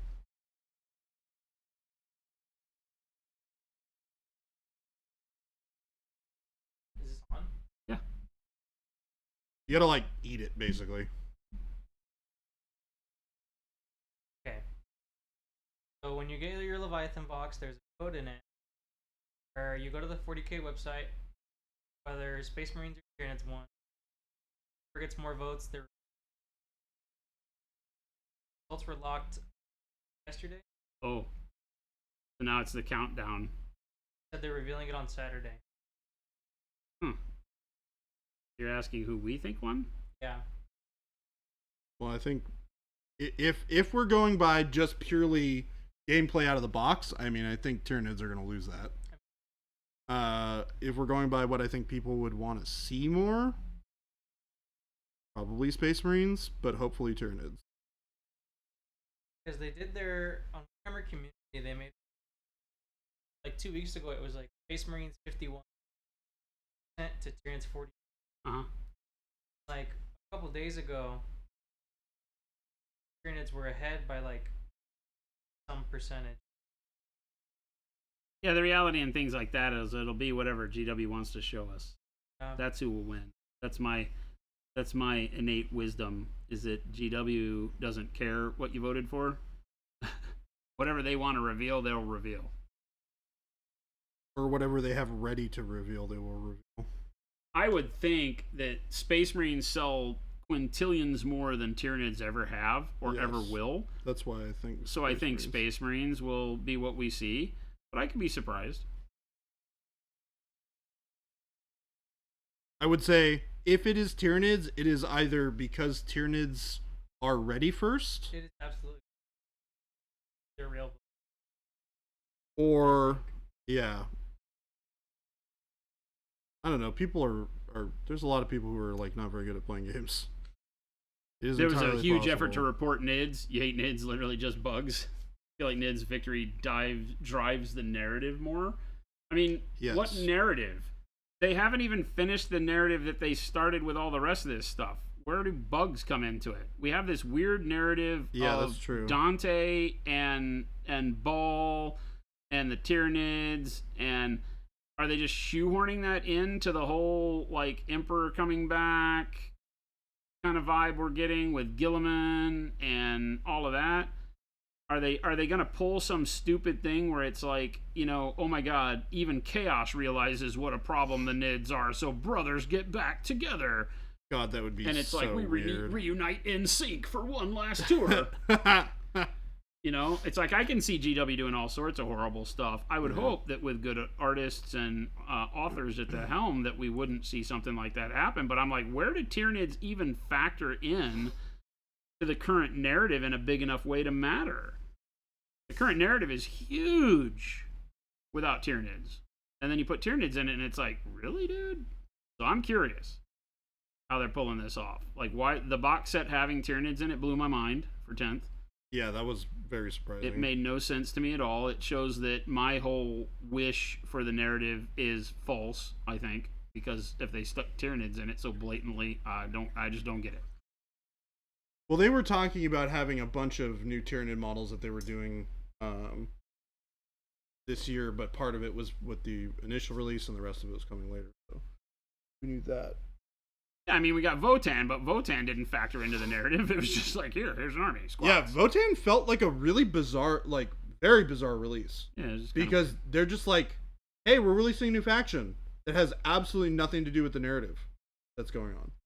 Like, why aren't you Space Dwarves save the day? why aren't you like having them like be an active participant in the narrative? Your guess is freaking bizarre. I have no idea. Yeah, it's I have no idea. so weird. Like Song of Ice and Fire at this point. I don't think they'll ever get this story in a good place. Well, you know, it's funny because I hadn't really paid attention to 40K stuff outside of the Eisenhorn era stuff, and we're into Beckwin now, and that has a huge potential. Abnet did the interviews. We talked about it ad nauseum. You know, he did interviews saying that the last Beckwin novel is the first time he's had the ability to write such an impact into the storyline and the game at the same time. Well, that has nothing to do with Tyranids, unless they just go, haha, ta-da, Tyranids, you know, inside of the Inquisitor novels that have never been about that. So I'm interested to find out exactly what's going on with the whole thing, you know, because the Indomitus series and the, whatever it was before that whole narrative of the Indomitus Crusade and Gilliman coming back and how all that's happening and the Lords of Terra going against Gilliman and the fight on Terra with the Imperial Fist and the Minotaurs and all of this stuff that's happened has been a really good progression of stuff that I think kicks 40K into an area where I would be interested in reading it, but Nids don't factor in there, you know? Yeah, it just felt and very to out of just nowhere. shoehorn Nids in because they're the big bad, you know? The only thing I can think of is it's like, oh my god, everybody realizes how bad it is and everybody gets together to fight bugs, which seems stupid. Unfortunately, I think that is probably what's going to end up happening. The problem with the story is that it's been going on for 40 years, but we're in the Siege of Terra books. That's wild. Well, there's 40K books happening too that are progressing that storyline. They did it with Dark Imperium and Indomitus with these books that for the first time drove a narrative that put 40K on a path with Gilliman coming back, Abaddon's Crusades finally making some sense, and Chaos pushing in for one last attempt to get, you know, into to break the Imperium, and it really looked like we were heading for kind of a new brother on brother. We got the Primarchs back, right? We got Mortarion, we've got Angron just came out and felt very lackluster, like what the hell, why? And so I don't know what's going on. You know? It's very odd. Didn't Ravener get attacked by some proto-nids in one of the books? Maybe. It doesn't matter. It wasn't relevant, right? He went through the portal into the Great Beyond and he saw the Great Devourer, right? And saw its name and got attacked by it. They were Gaunts by any other name, right? So he knew what the problem was. But and they called that out, but I don't think that has anything to do with where we are. That was when they were in that like diving bell thing on the ice planet and had to go through the portals and the bell got attacked and was decompressing, and they got stuck out in the middle of nowhere in an alternate dimension. So, but that wasn't focused on Nids. That was just the inescapable evil that they had to go up against in order to get out of the predicament they were in. But the predicament was humankind, not Nids. Nids heading for Terra might push the Emperor to come back, your best guess. It just is so weird and from left field in the narrative, though, right? I mean, it's always been there. Nids have always been there. They've always been coming off the galactic plane and this huge, menace. But I really dread that they pull it all together and say, okay, everybody, put aside your differences. We have to kill the bugs. Yeah, it would be not ideal. Like, wow, Hollywood. Yeah. Like, that's... that's kind we need of the that vibe I would get from we need Too Fast, Too Furious 42. It's whatever makes them money. The story comes second to whatever plastic sells better. I know this, and we get it that as a business that's the case, but you see bright sparks of them pushing the narrative in a way that can also sell the models and make things happen like that. And so I just get really wrapped up in the narrative. I love the narrative of 40K. I do. Whether it's 30K Horus Heresy, whether it's 40K, I love what they do with it sometimes.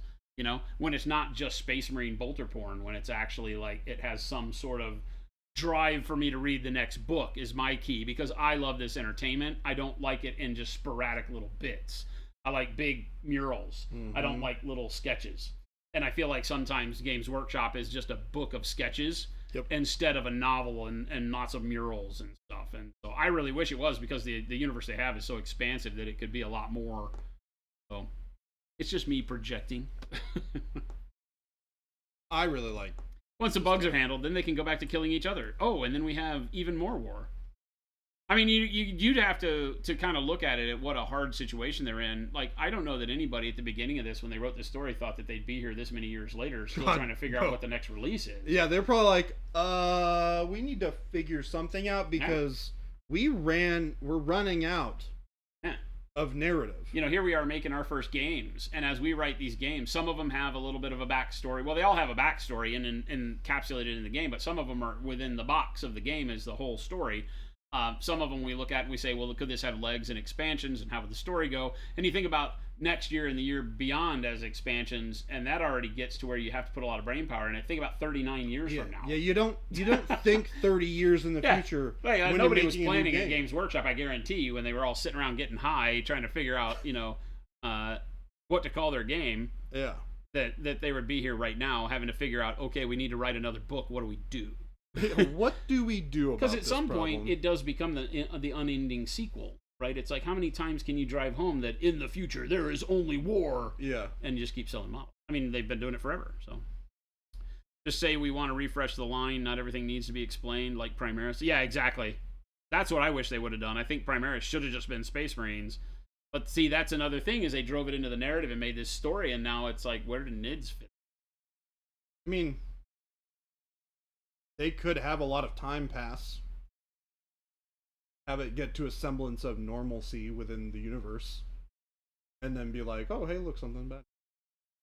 Well, I mean, what they could do is do a repeat, right? They could actually sequelize it in a real way. I mean, they have all these Primarchs coming back. They could have the remaining Primarchs that we know have a chance of being alive still, whether that's 14 or 16 or whatever, or 12, and they could have all of those kind of switch allegiances to some extent, right? And they could bring the Emperor back, and they could have Abaddon, and they could have brother fighting father now. Yeah. Right? Yep. And in a way that could be different, and have the modern heresy arise. I think modern heresy is the best. Well, we talked about it a lot on stream, is that I think the best way, I mean, and I know nobody cares what I think, but the reality is that the best thing they could do right now is they could have the Emperor fight the Imperium. Because the Imperium is not representative of what the Emperor wanted. If the Emperor were to wake up right now, he would want to decimate the Imperium. His crusade would be to kill everybody that had worshipped him, probably, right? No. Because I don't see him doing the line of thought that Gilliman is like, oh, if they think I'm a god, that's all great. That was not who he was, right? So if he wakes up, we're in trouble. Like, Imperium in trouble, right? And so I really think that the narrative, if they were going to do it, would be to bring the Emperor back to some capacity, not his own old self, but to bring him back as kind of like the Emperor and Darth Vader. He needs a Darth Vader, and he's the Emperor, right? And whoever his Darth Vader is leads a crusade against their own Imperium. You know what I bet it would be? What would be an interesting, based on the things that we've talked about, is if he somehow gets Mortarion to come back to, I think it would be Mortarion. yeah, you have it be Mortarion. You have him Yeah. cleanse Mortarion Mortarion and the Lion. and the Lion Mm. team up together, and they just blast away the Imperium. Yeah, I think that'd be great. Or I it think winds it'd up be being the Emperor. fascinating. It winds up being the Emperor and Constantine Valdor, right? Yeah, And it Yeah. could be them and their armies against all of the Primarchs, and all the Primarchs have to unite against their father. And Yeah. I mean, there's a lot there to unpack that would be really cool. yeah. And that could be the next decade's worth of stories. I mean, they could Yeah, ride that pony for 10, forever. 15, 20 years. Yeah, they could ride that storyline Yeah. for a long time. And then Tyranids could still be part of it. Votan could still be, all of these other things could still be part of it. Right? But, Yeah, I think there's a lot of really interesting things that Disgraced they can Sphere, do with the narrative. Disgraced Sphere. Why is that so hard to say? Thanks for the Prime sub. Thank you so much. Thanks for the 9 months. What are we naming it? 9 months. Are we naming it? What takes 9 months, ABJ? Oh, Literally in your name. Yeah, I guess that makes. It's literally in your Yeah. name. Just multiverse it like Marvel. Anything and everything possible. Oh, please. Zambies, what's going on, girl? God, no multiverses, please. No, thank you. Not Zambies interested just got in home from that. vacation. There was a package waiting for it, and it had some super cool go bag in it. Never heard of it, but lucky you. I want one. Punisher says, how is Babby formed? Where do How- babies come from? How does Babby form? Should he? Oh no. Disgraced Don't call it Spirit should be J. Baby J. Yes. No. Baby J. No. He gives us lots of options.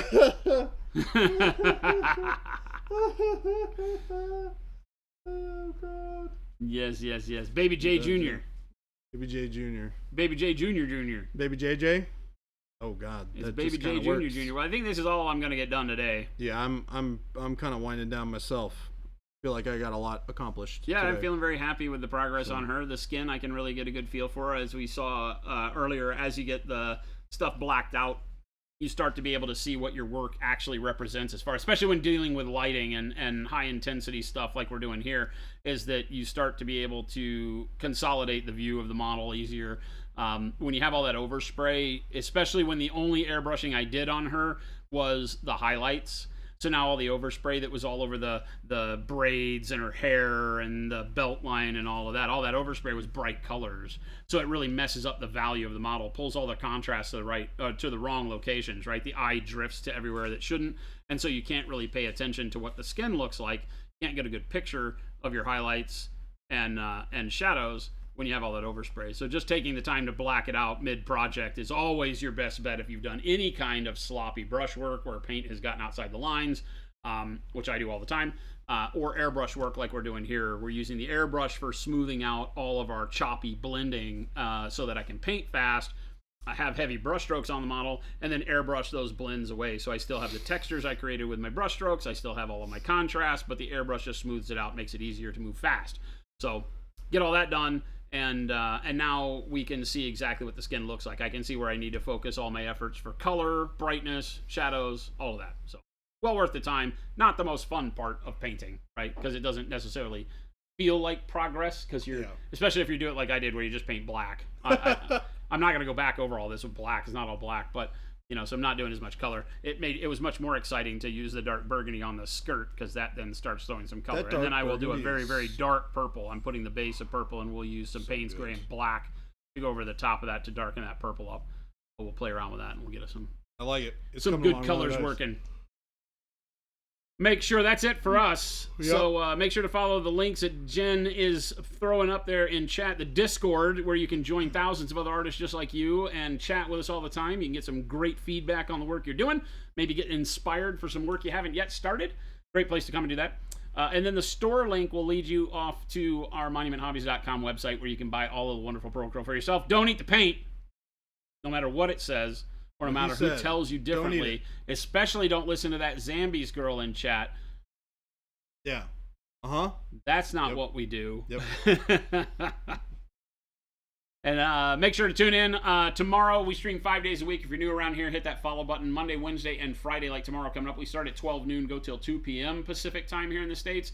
Tuesdays and Thursdays, like today, we start at the later spot at 2 p.m. and go till 5. So it gives you 5 chances to catch up with us at different times. We'd love to see you back here as much as possible. Would be great to hang out more. And stick around right now because we're going to find somebody to raid, so you have more hobby goodness as you go off into the evening. But we're out of here. You don't got to go home, but you can't stay here. We'll catch you on the flip side. Look forward to seeing you back here tomorrow, gang. Adios.